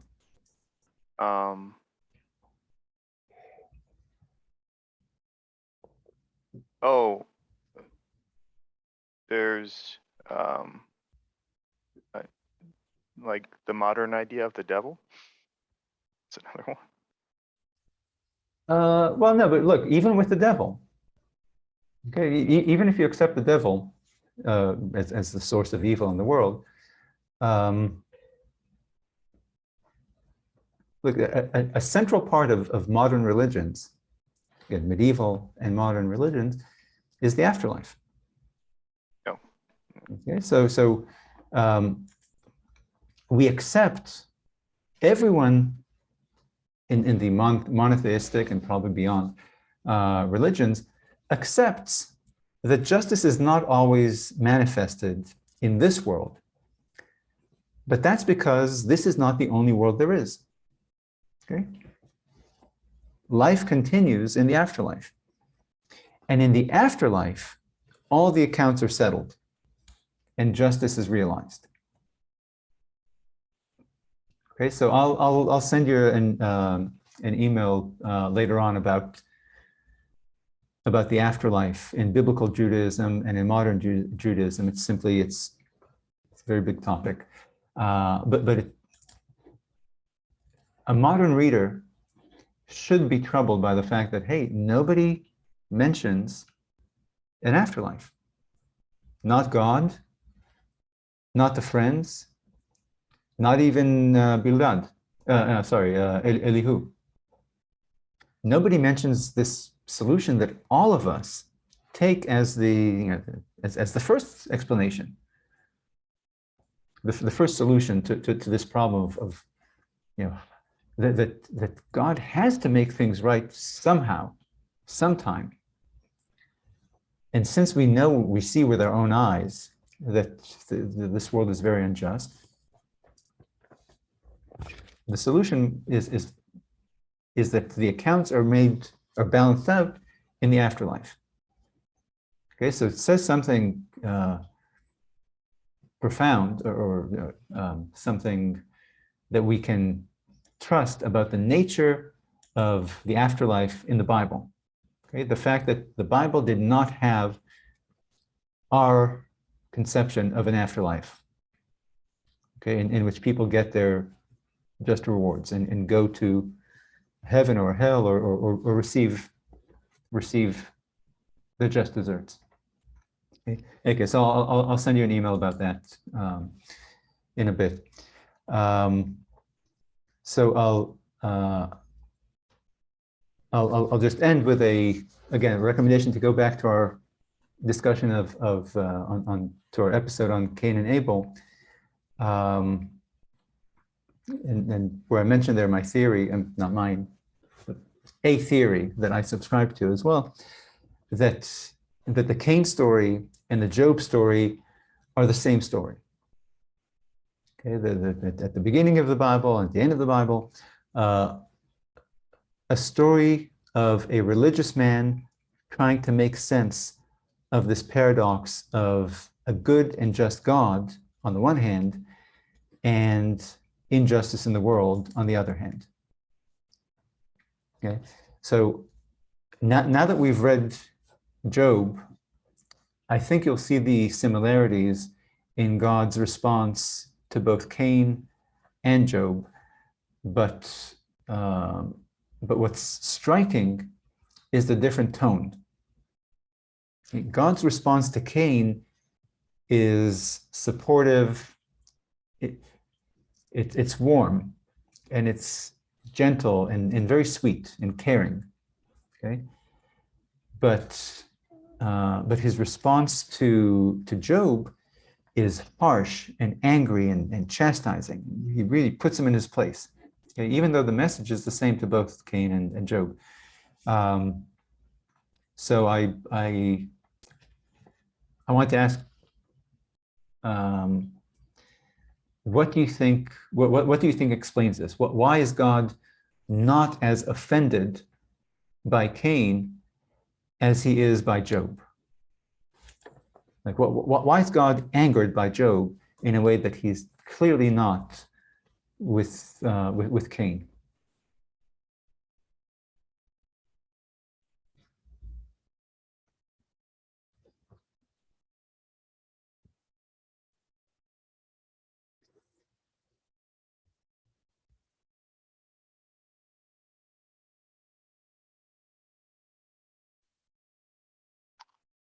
I don't know. I'm trying to think of like differences between them. I guess Cain responded by being angry and with uh, abandoning a righteous course. I don't know if that's Well, the best way to put no. it. No, that's not true. When Cain's gift was rejected, he's not. His face is fallen. We're told. Why is your face fallen? Okay, he's not angry. He doesn't shake his fist at God. He doesn't complain. He doesn't demand that God, tell me why you've done this to me. I mean, he turns angry after God speaks to him. Or I mean, he's stewed. Maybe he was angry before, but he's not confrontational with God. And so look, maybe that's an explanation. Okay, that Cain doesn't attack God, doesn't call God on the carpet to explain himself.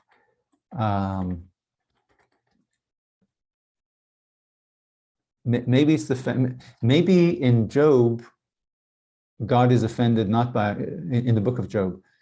Maybe God is offended by the friends, not by Job, because it's the friends that he chastises. Really, well, no, he chastises Job as well.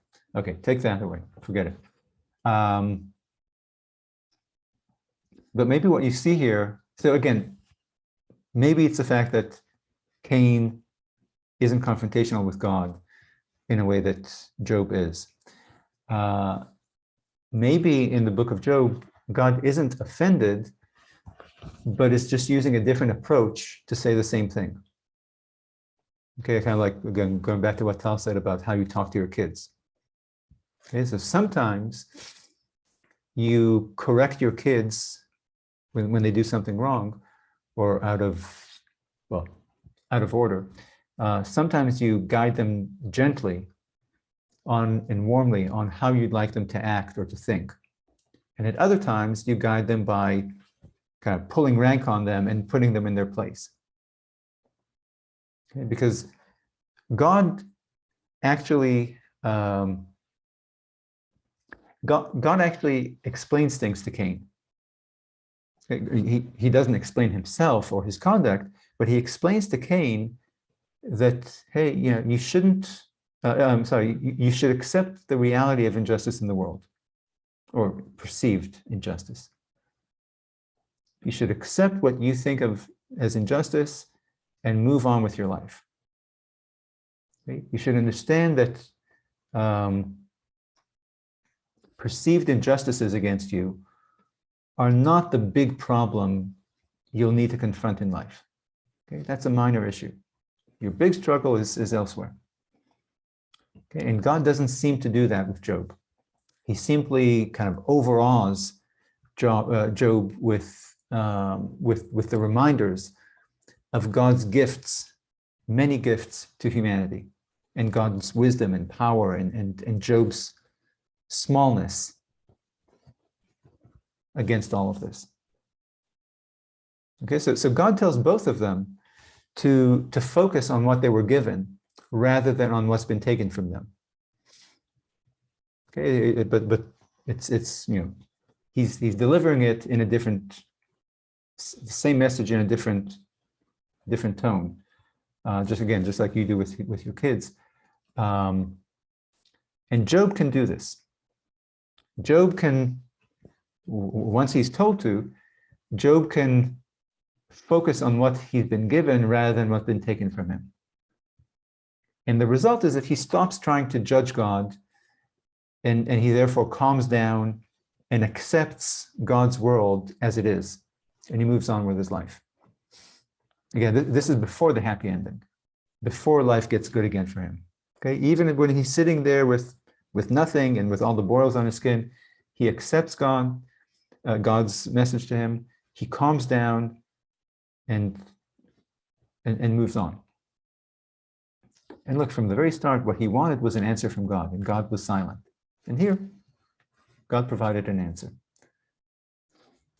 But Cain, which is why Job moves on, again, before the happy ending. But Cain cannot move on. He keeps trying to make sense of God's actions, and it made him crazy with rage to the point of murder. Okay, which is a dynamic that's often drawn for us in literature about villains. Okay, if the villain's character is at all developed in a book or a movie, we find that they're often people who see themselves as victims of injustice. Okay, of an unjust world, or just unjust fate, or unjust people. Okay, and they believe that because they've been treated unjustly, again, either by fate or by people, they have carte blanche to avenge themselves on society or on the world.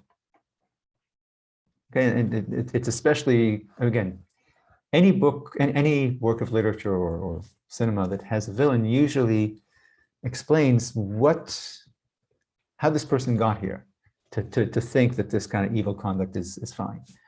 And you see this definitely in virtually every comic book villain, and in biographies of Hitler. Okay, and you can see it in Cain too. How did he get to murder? It's this sense of injustice that he's avenging. Okay, that he is trying to make right. Okay, since God is not balancing out the scales of justice, I will. Okay. What did I say that we should get back to when we're done, David? It was the idea that under the third option seems that God is mysterious and his divine justice works mysteriously, seems to assume that he's all powerful and all knowing. Right. Yeah. So what do you think? Do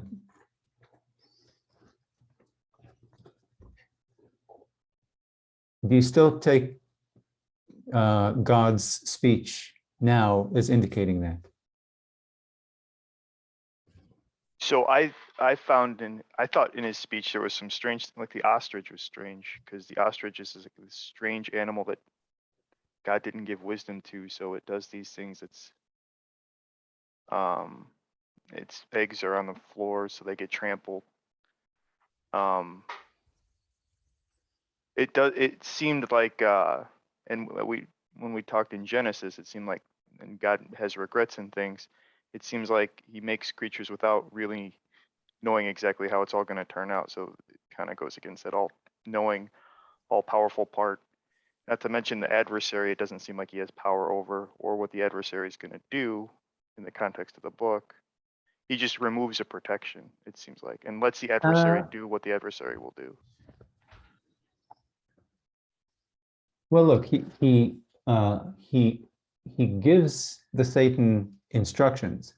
You can do this, and he does this, and then and so God says, see, and then the Satan says, yes, but that's because I wasn't able to touch him personally, to afflict him, and so God allows him to. So and he says, it's fine as long as you don't kill him. Okay, so God does set out the rules here. And whatever afflicts Job is by God's permission. Okay, so it is at God's feet what happened to Job. It's not, Satan is just doing what. Look, the Satan is the devil's advocate. Okay, you, God, think that Job is doing this because of A. What if he's doing it because of B? Okay, and so God is putting it to the test through the agency of the devil, but the devil has to get permission. Not the devil, sorry, the Satan, gets permission for all these things that he's doing. And he never transgresses the boundary that God establishes for him. But look, your point about God being all-powerful and what, again, God doesn't explain himself. He doesn't explain himself to Cain, doesn't explain himself to Job or to us, okay? But again, this speech that tells us everything that God has done, Job takes it as an answer. Okay, and it's not simply an answer of don't ask me because who are you? Okay, it's don't ask me because you're not competent to judge or to demand. Okay, you are in no position. You aren't here to judge me or to understand me. Because I've given you all this. Again, everything from creation to today. Okay, so it highlights the again the everything that human beings have received, from the life they have, to the free will they have, to nature's bounty. Okay, and to me it speaks against the idea that God is the one that made the meteor hit your house and kill you, or that God is the one who made the corona microbe of virus attack you and not your neighbor and kill you. Okay, because God gave us nature, which is a gift. Okay, and of course, microbes allow us to live and they make us die. Okay, the fact that we're born means that we're going to die. The fact that God created animals that we can harness and use and eat and plow our fields, et cetera, means that these animals are also a danger to us with diseases that they give us and with the fact that they attack us. Okay. And the same again for volcanoes and storms, et cetera, okay? That again, if you start with the who are you to ask, who are you to demand, that I owe you nothing and look at what I gave you. I gave you a volcano, which yes, is responsible for lava burning your house, but it's also responsible for the mineral wealth that allows life on Earth. But he also, I don't know, in the context of this story, ostensibly created the adversary who he does not allow to interfere and cause bad things for people, and then takes that away. So ostensibly, all of the other creations could be prevented from causing bad things in the same way. Like I Yeah.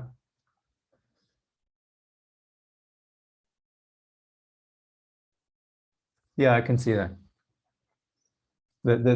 Look, but we've seen it elsewhere in the Bible. Okay, some floods are weather phenomena, whereas other floods are divine interventions in nature. Okay, look, when the sun travels across the sky, it's not because God moves it. Okay, God created a universe in which all these heavenly bodies move and everything else, and God can interfere. He can stop the suns from moving if he wants. Okay, but when God makes hail fall to the ground in Egypt, that's God's doing. But there's no indication that hail is a divine intervention in the natural world. Okay, hail falls because it's part of the weather pattern that God created in creation. Okay. So you're right. Look, some diseases are, again, going back to the 10 plagues, some diseases are God's creation. Or when Moses' sister, what's her name? Mary, when she gets leprosy, I think, leprosy, whichever disease, okay? That's clearly punishment, a divine punishment. But many people get disease because disease is a part of life, part of the natural world, like rain and sun and rivers flowing in this direction or that. And the other part that is hard with the whirlwind speech is that,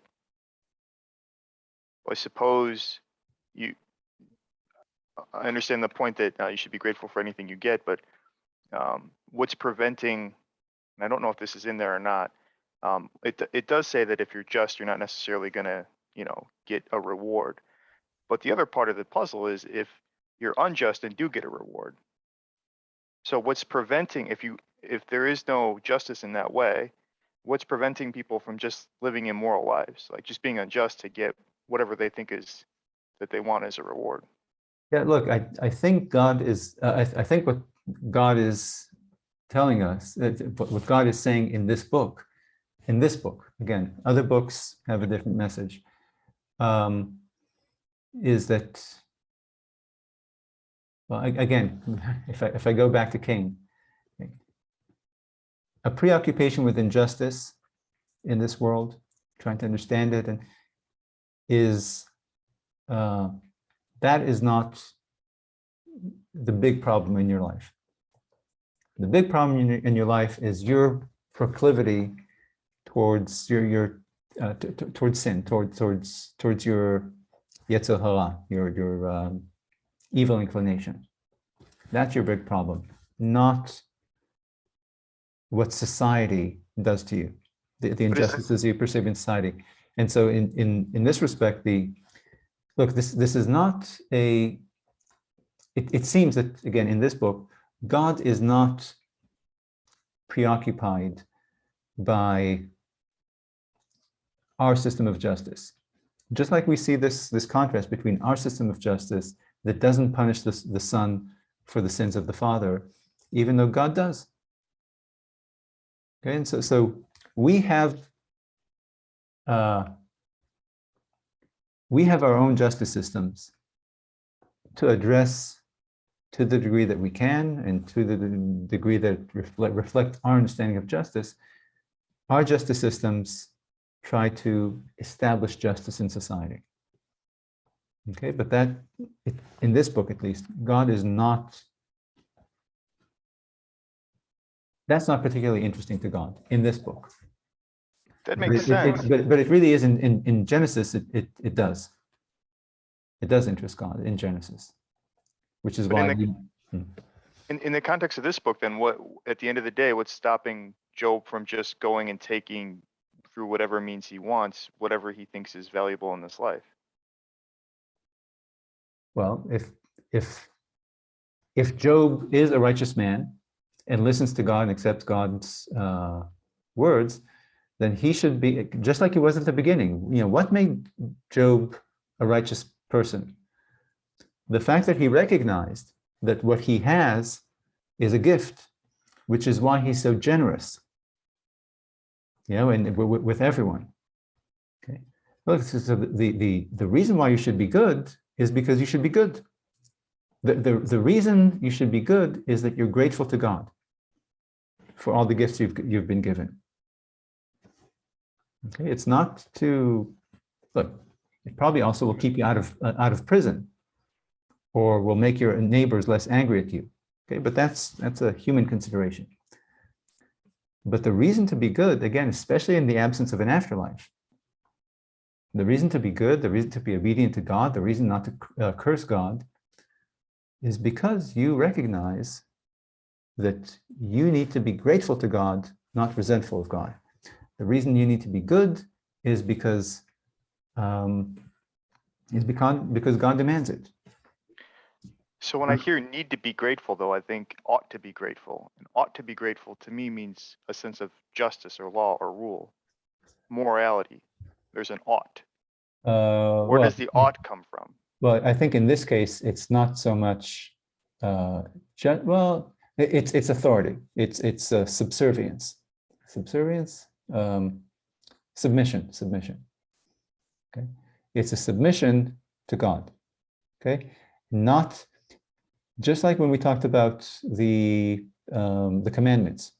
Why should you bathe at this time and not that time? Why should you have sex with your wife this way but not that way? Why should you eat this animal but not that animal? Because your king told you to. Your master, God, told you to. There's no explanation.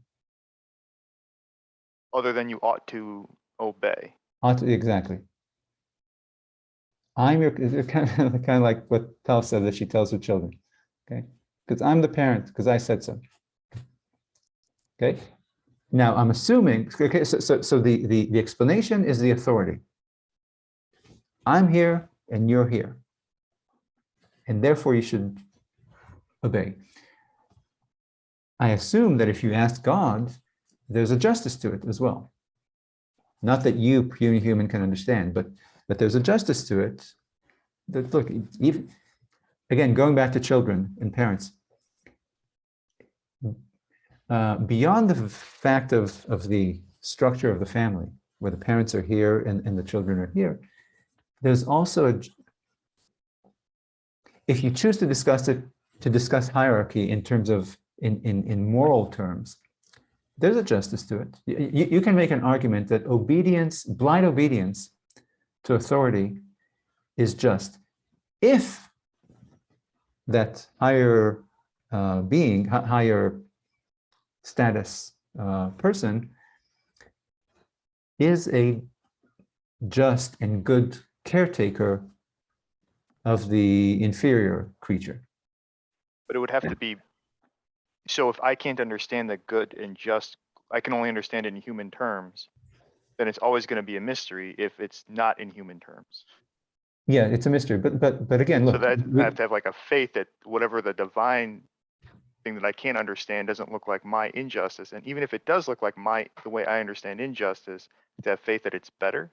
Exactly. Look, when we talked about Abraham and Isaac's sacrifice, the binding of Isaac, there's no doubt, it's not even no doubt, we know that Abraham did not understand why this is. And even we, the readers, don't understand why this is. Okay, what purpose does this serve? What's the justice of this? Okay, and he does it. Okay, And he does, and again, when at the time we talked about how if you just jump into scene number 7, into the sixth conversation between God and Abraham, where he tells them, "Hey, take this son that you've been waiting for 100 years, and that you love, and this is your future. Take him and slaughter him." If that, and then Abraham says, "All right, I'll do it." If you just read that in isolation, then God seems monstrous and Abraham seems monstrous. Okay? But the whole point of that very long story is to show Abraham not as a man of blind faith. Okay? That Abraham is afraid, and Abraham doesn't trust God, and he still doesn't trust God, and he demands miracles. And God provides miracles, and Abraham still doesn't trust him, and he still doubts him, until eventually Abraham gets a bona fide miracle that converts him. Okay, and he now comes to trust, even though he doesn't understand. He never understood kind of the logic, the purpose of how things work. But he kept doubting that God is really there. Maybe that God is really the God of the universe, and that God really cares for him and will provide for him and understands everything. But when he finally gets that bona fide miracle, okay, I get it.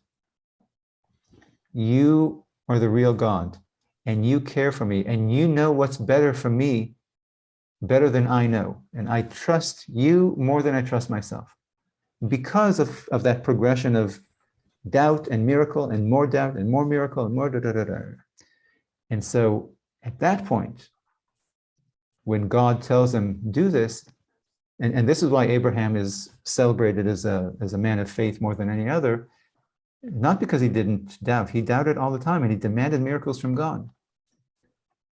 Okay, but for Abraham, unlike all of us, once he came to trust God, he never lost it.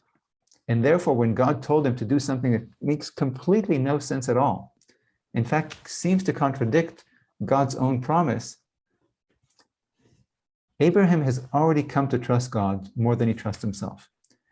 Comes to trust God's judgment, wisdom, more than understanding, more than he trusts his own wisdom and understanding. And therefore, even though it's a mystery to me, why God, you want this, but I trust you.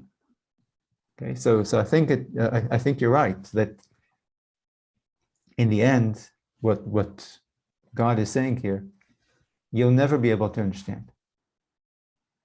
Okay. You should remember your place, just like Abraham knew his place. Okay, and trust, and again, not trust based on blind trust, but trust based on what you see, just like Abraham saw with his own eyes, the miracles and the gift. Okay, look at it, look around you, look at everything you've had, everything you have now, everything I've given you. But then if that's it, then Abraham should have trusted in the very, without any demonstration. Like there's a stark contrast between the building of trust in the Abraham story and there's no building of trust in the Job story. That's true. That's true. Yeah.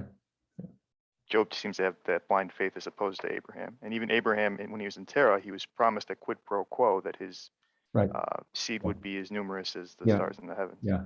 Although, look, we join the story of Job late, like right before the calamity. Basically, it's.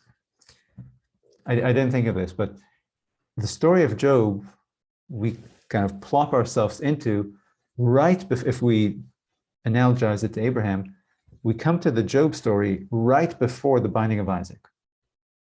Okay, so we don't know about Job's kind of becoming a righteous man, but obviously he doesn't respond like Abraham. He complains, he asks, he rebels against his fate in a way that Abraham didn't in that final scene. But Abraham did earlier. You know, he did complain to God. He did challenge God and demanded proof from God, which is what Job is doing here. Guys, I didn't think of it, but look, what Job is doing here is kind of like what Abraham did in those early meetings with God, until he finally gets an answer that, or a miracle that convinced him, which with Job didn't get. Job didn't even get one miracle. That's the hard part I'm having with Job, is how is Job convinced? I understand kind of how Abraham was convinced, is like is, as unique and extraordinary as that is to get Abraham to be convinced, but there wasn't that same piece to convince. I'm still confused as to what in the whirlwind speech convinces Job. Yeah. Yeah. Look, to me, you're right that Job, unlike the patriarchs, all of whom, maybe not Isaac, I don't remember, but Abraham and Jacob demand miracles and get them, and that's why they become faithful. Job does not, and yet he is faithful, and maybe that's why he's celebrated for his righteousness. Well, that among other things, but you're right that he. Look, and maybe this explains why this is part of what's called the wisdom books. You know, for Jacob and Abraham and others early in the Bible, the proof they get is in the real world, in the form of miracles. For Job, he is convinced rationally. Okay, that God drops wisdom on him, and he sees what Abraham accepted by seeing a miracle with his own eyes, something that's contrary to nature. Job accepts by reason. It makes it the whirlwind speech all the more seductive, because we can hear the same speech that Job heard. In theory, we should be able to get the same reason or see the same thing. Right. I can't find it. Well, look, you can find it. You know, the logic that Job finds in the speech, again, about how you're owed nothing, you got everything, life, reason, or free will, and all of this world to do with as you please. You hear this. We all hear it. And look, our parents often tell us when we complain about injustice. Okay, and our teachers, our preachers, etc. They tell us this message that we should be grateful. It's hard to accept it. Look, you've heard God's speech numerous times in your life, I'm sure. Mm-hmm. Okay, be grateful. There are people hungrier than you. Okay, if you broke your arm and you're complaining about, why did this happen to me? I'm sure people have told you, look at other people who have it much worse than you. Okay, so you've heard the speech to be grateful for what you have, rather than being jealous or resentful about what's been given to others or what's been taken from you. You've heard it, it's just that it's hard to accept it. But it's not necessarily counter to being grateful for what you have in another piece, like, and if you want something, go take it. Those aren't mutually exclusive. Like, as opposed to being reliant upon the biblical God to provide for you, be grateful for what you have already, and then go provide for yourself. Oh, no, but look, what God provided for you is the natural world, right? Which look, it's how does Job or Abraham become wealthy? It's not that God created 1,000 camels for him. Okay, he worked with the natural resources and his intelligence, free will, and everything else to create wealth. Okay, to till the land or carve out minerals from the ground or trade in goods. Okay, But then he also, these people aren't rich because God gave them money. Okay, they're rich because they utilized the world that has been created. You know, they used creation. but in the second explanation, they also were righteous and prayed and did everything that they were supposed to do, and they also factored that into them being blessed by the divine, in that their toil would pay off somehow. Right, and that's and then that goes away. So just why not ignore that part of things and just continue to toil? If, like it bothers me that the justice is, or that I don't understand. So why not? So it would be, so if it makes it that the sacrificing and being righteous and doing what you're supposed to do is inconsequential. And I guess the theory would be that it is a sort of sacrifice that you make in order, and then you get something in return for it. And Right. we've learned in the book of Job that in the whirlwinds, that's not how it works. So Well, why continue It to is in a do? way, it is in a way what happens, because by obeying God and trusting him, you get the world and you get the opportunity for everything that could be yours.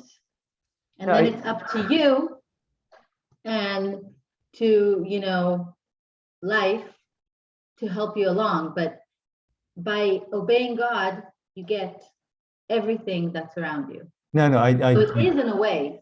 I disagree, because look, the world has been created, and people who disagree. It can be taken away easily, just like the flood. God Right. can decide he's taking it away. Right, but You're not supposed to take it as a given. no, You're no, but supposed to appreciate it. but God here is telling Job, I've created the world. Okay, the world exists, and obviously we know that there are plenty of evil people in the world who are not grateful to God, who do just take and plunder and kill and murder and rape and steal, et cetera, et cetera.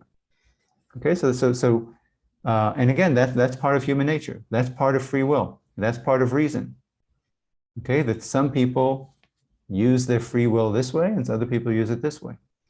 Okay, and some people use the resources of the earth by just letting them lie there, and others cultivate them. And again, so the world has been created. Okay, but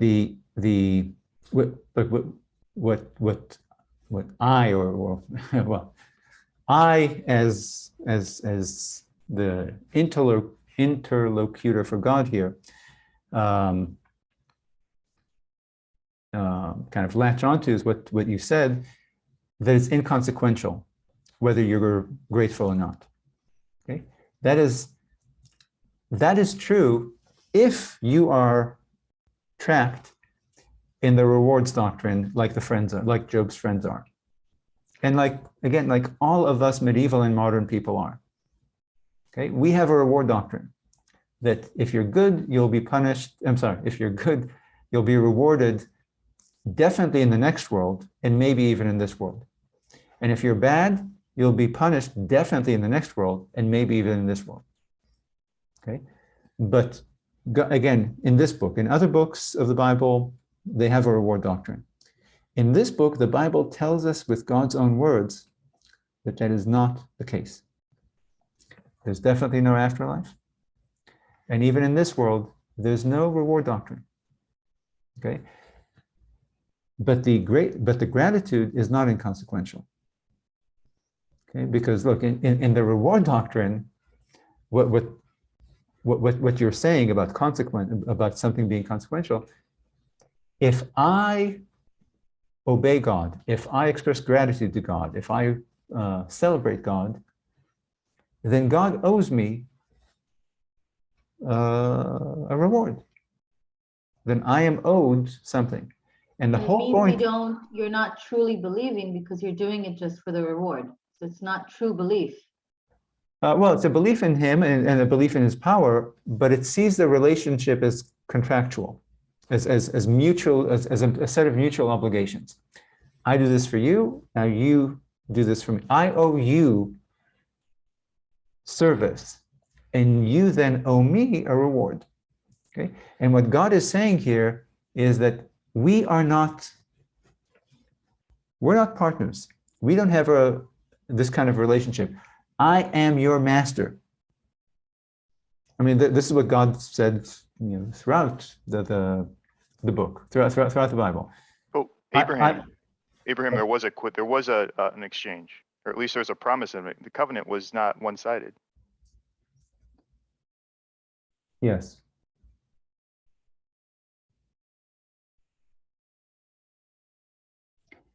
But again, that's true. Yeah. But again, but that is a unique relationship that God had with Abraham, and it seems with no one else.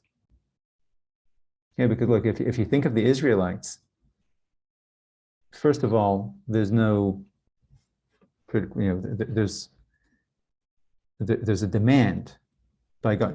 God has been telling the Israelites, you are mine, and you shall obey me. Okay, it's not and God is obligated to the Israelites because of his obligation to Abraham. So you're right. There's this unique relationship with Abraham. Okay? But on the whole, what you see here in this book, and again, we probably shouldn't assume a consistency between this book and all the other books of the Bible, because we see that other books in the Bible do have a reward doctrine. Okay, so I think we need to look at this book as an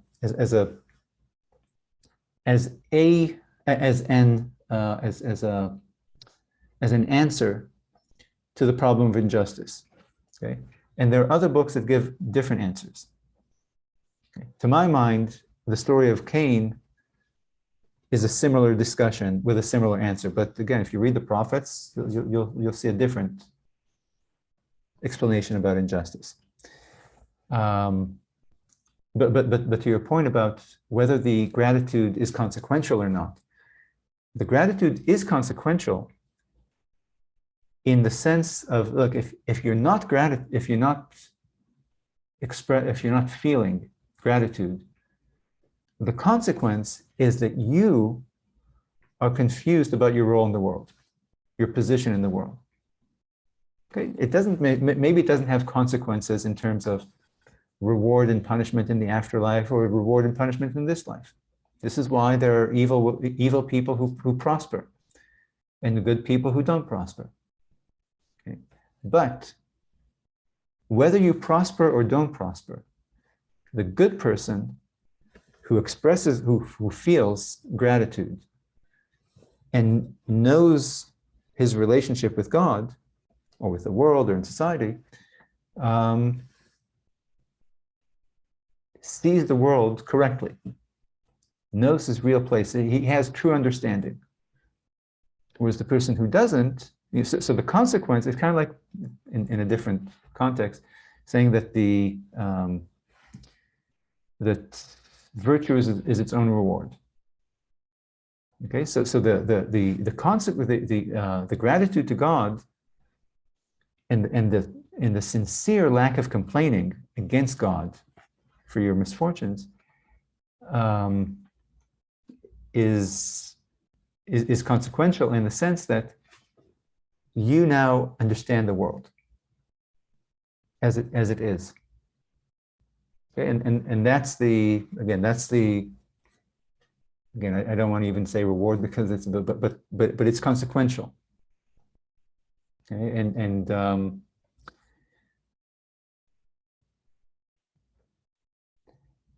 it's the in terms of the relationship with God, understanding that you are here to do God's or not to do God's bidding, but to recognize God and be thankful to God. Okay, to recognize everything that God's given you. Again, life, free will, and reason, free will, and nature. There, you've been granted this amazing set of gifts. Say thank you, and live your life accordingly, according in a way that reflects gratitude for these unearned gifts. Okay, and that's the again that's your role in this on this earth, and it's a kind of chastisement against those who think that God is here to do things for me. That if I am good, then I've earned that God will help me recover from this disease, or that God will not afflict me with a disease, or that God won't kill my child, or something like that. Okay, so it's this.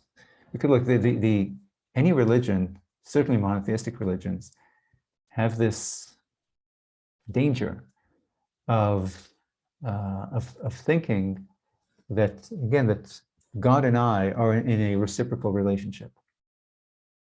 Okay, and the speech from God here, from the storm, is we are not in a relationship. Okay, this is our true relationship. I am here. Again, God is a king, not as a contractor. God's not your butler, to do things for you and give you camels or give you pretty daughters.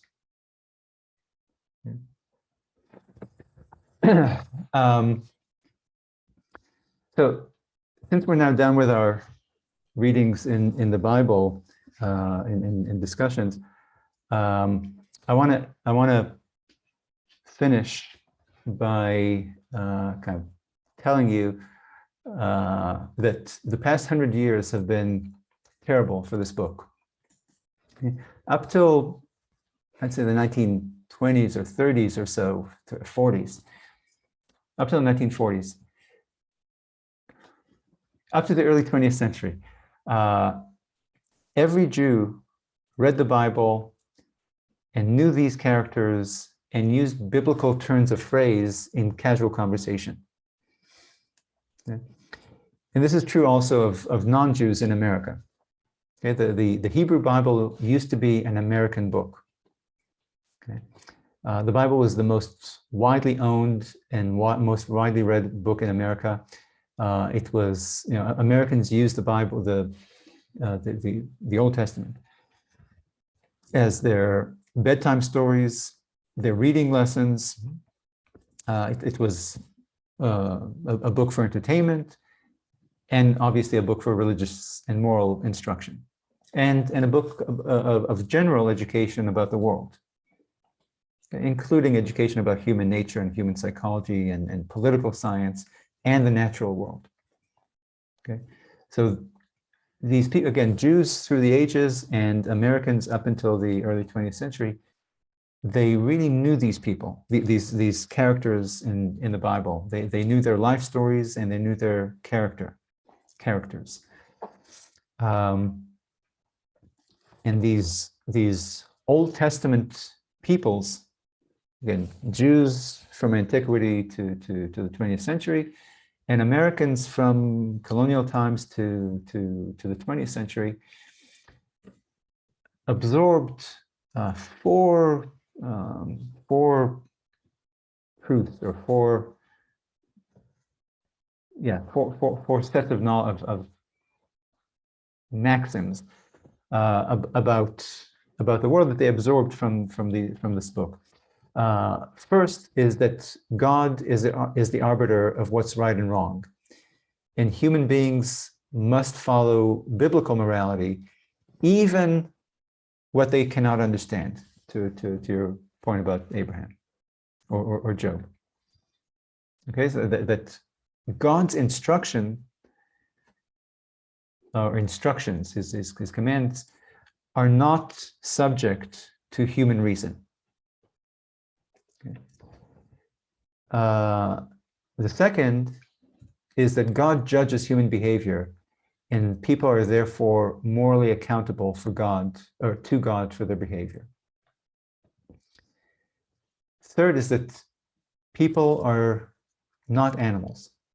Again, this goes kind of this is monotheism's counter to the previous pagan to the previous pagan cultures and to the modern scientific culture.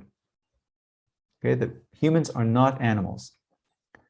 We are unique creatures created in God's image with a moral conscience and free will. Okay, so we're creatures that deserve to be treated differently than other animals. Okay, we have a dignity that that animals don't have. And the fourth message that these biblical readers, biblically literate people received was that humans are innately bad. Again, thanks to that troubling combination of reason and free will. Okay, being reasonable and having free will is a dangerous and a bad combination. And this this had this recognition that humans are innately bad has grave implications for individuals and for society. And this is again what God told Cain. Okay, this is not your big problem. Your big problem is, again, human nature. So that the implications are that people, individually, people must constantly fight their own nature to remain good, and parents must constantly intervene to transform their children from savages into good people. That's for individuals. And for society, the implication of this understanding of human nature is a recognition that people with power will abuse it. Okay, the greater the power, the greater the abuse, because people are bad. So these are things that people who were kind of swam within in this book absorbed, some consciously and some subconsciously. But again, if you read this book and knew it and took it as your moral instruction and every other instruction, this is the mindset that you kind of went into the world with, having been immersed in this book. However, over the past 100 years or so, this book has lost its readership very rapidly. And by the 1950s and 60s, 70s, Americans have become biblically illiterate. Okay, and Jews in America certainly, but even in Israel, have also become strangers to their own book. Okay, so these Old Testament characters are names people have heard of, certainly, and maybe they've read a story that mentions this or that biblical character. Maybe you've heard a parable in church involving King David or Deborah or someone, but you don't. I mean, we are not intimately familiar. We as a culture, we're not intimately familiar with them as people, like we are with our own, with our real cultural icons. Okay, from television and movies. Like if I mention Tony Soprano or Michael Corleone or Archie Bunker or Captain Kirk and Mr. Spock or Homer Simpson, I mention the name and you already know the character and what it means and the cultural resonance. And if I say that he's like I don't know, Spock, you understand what I'm saying about this person in a way that if I say, again, to a general person in the street here, if I compare somebody to King David or to Saul or to, I don't know, or to Deborah, it won't be meaningful to them. Okay. And like I said, it's true of people of Americans generally, and it's definitely, and it's also true of Jews, both in America and in Israel. Now, Jews are exposed to a minimal fragment of biblical history every year at the Passover table, because Passover, the Passover meal includes a history lesson. Thank goodness, about the Exodus. But other than that one lesson that they get as they wait for the matzo ball soup, they don't. Jews, for the most part, don't know who and what they are in this respect. Again, other than, of course, the Holocaust, as if being murdered by Germans is some sort of a cultural identity. So obviously for American Christians, this ignorance is a shame, but and it's also a problem. It's a problem for individuals, and it's a problem for families and for society. I think, to my analysis. But for Jews, it's not just a shame and a problem. It's an existence. It's, first of all, it's shameful because this it's ignorance about yourself. But also it's an existential problem. It's not just a kind of a problem in the society or how families function. It's an existential problem for Jews as such, because there can be no family feeling among Jews, what's called arvut hadadit, mutual assistance among Jews, if all Judaism means to people, to Jews, is bagels and Seinfeld and the Holocaust. Okay, so shared foods and sitcoms will not connect you to a bunch of strangers you've never met. Okay, so look, I hope that these past 100 years will prove to be a historical aberration, and that Jews and Americans will reconnect with this book, and which again has always been, up until the past 100 years, it really was a strong connection and affinity between Jews certainly and Americans also, in the Old Testament. So I hope it'll kind of go back to normal, and certainly that people will read this book again with their children, because you really will be amazed by how many interesting things even you will keep finding in the stories that you've just read these past months, if you keep rereading them. And you'll be even more amazed by how much your children will enjoy these stories.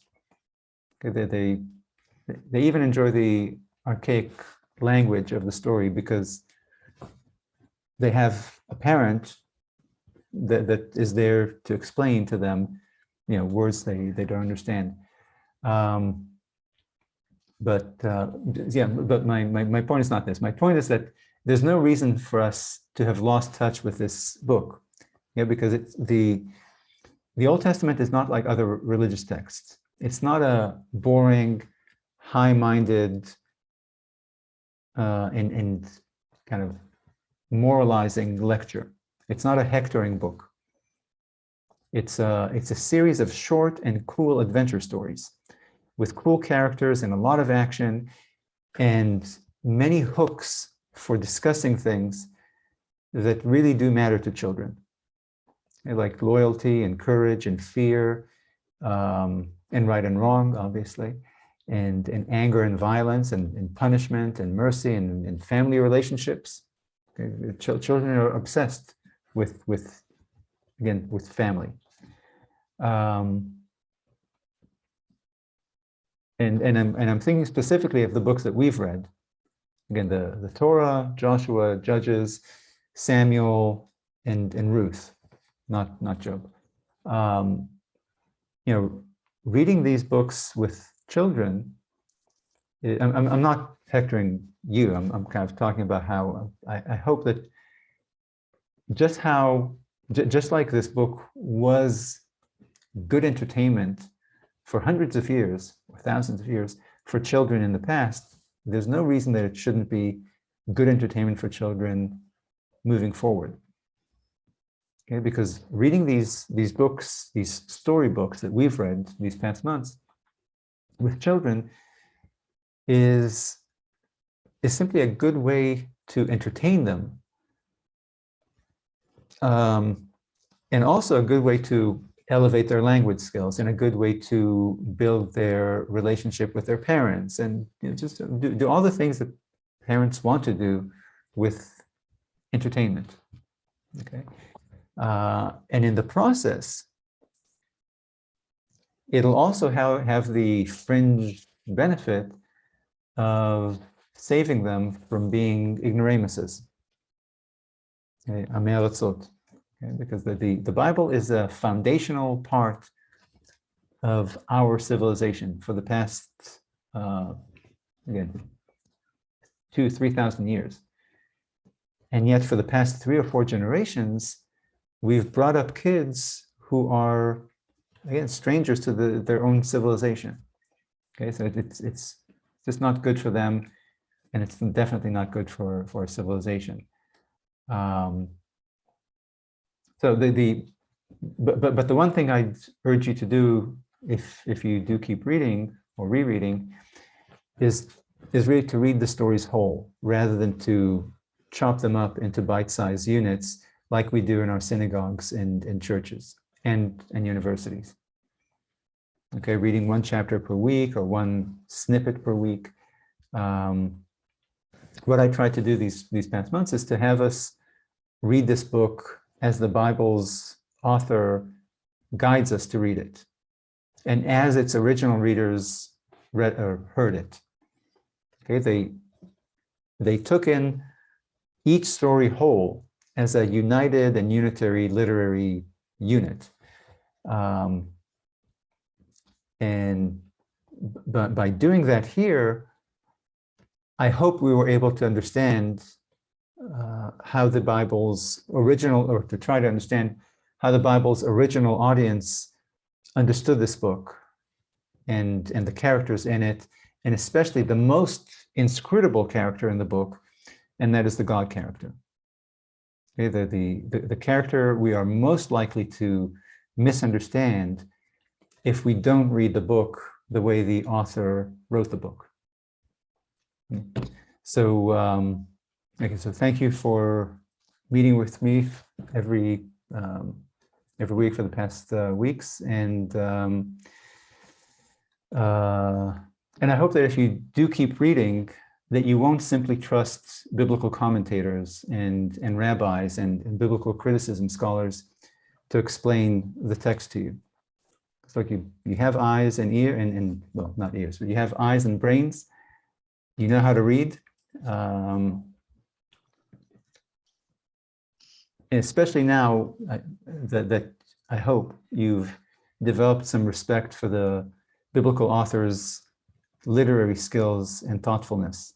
Okay, just again, it's just a book, just like other high literature that you read all the time without having to resort to a rabbi or a literature professor to explain it to you. Thank you so much, Dr. Chet. This was awesome. I really enjoyed this. Thank you very much for doing it. I did this. as well. Thank you. Thank you. And if there's anything that you need as far as help, if you want to do it again, I'm happy to help out however I can. Thank you. I appreciate it. Great. Thank you. Good night. Night. Bye.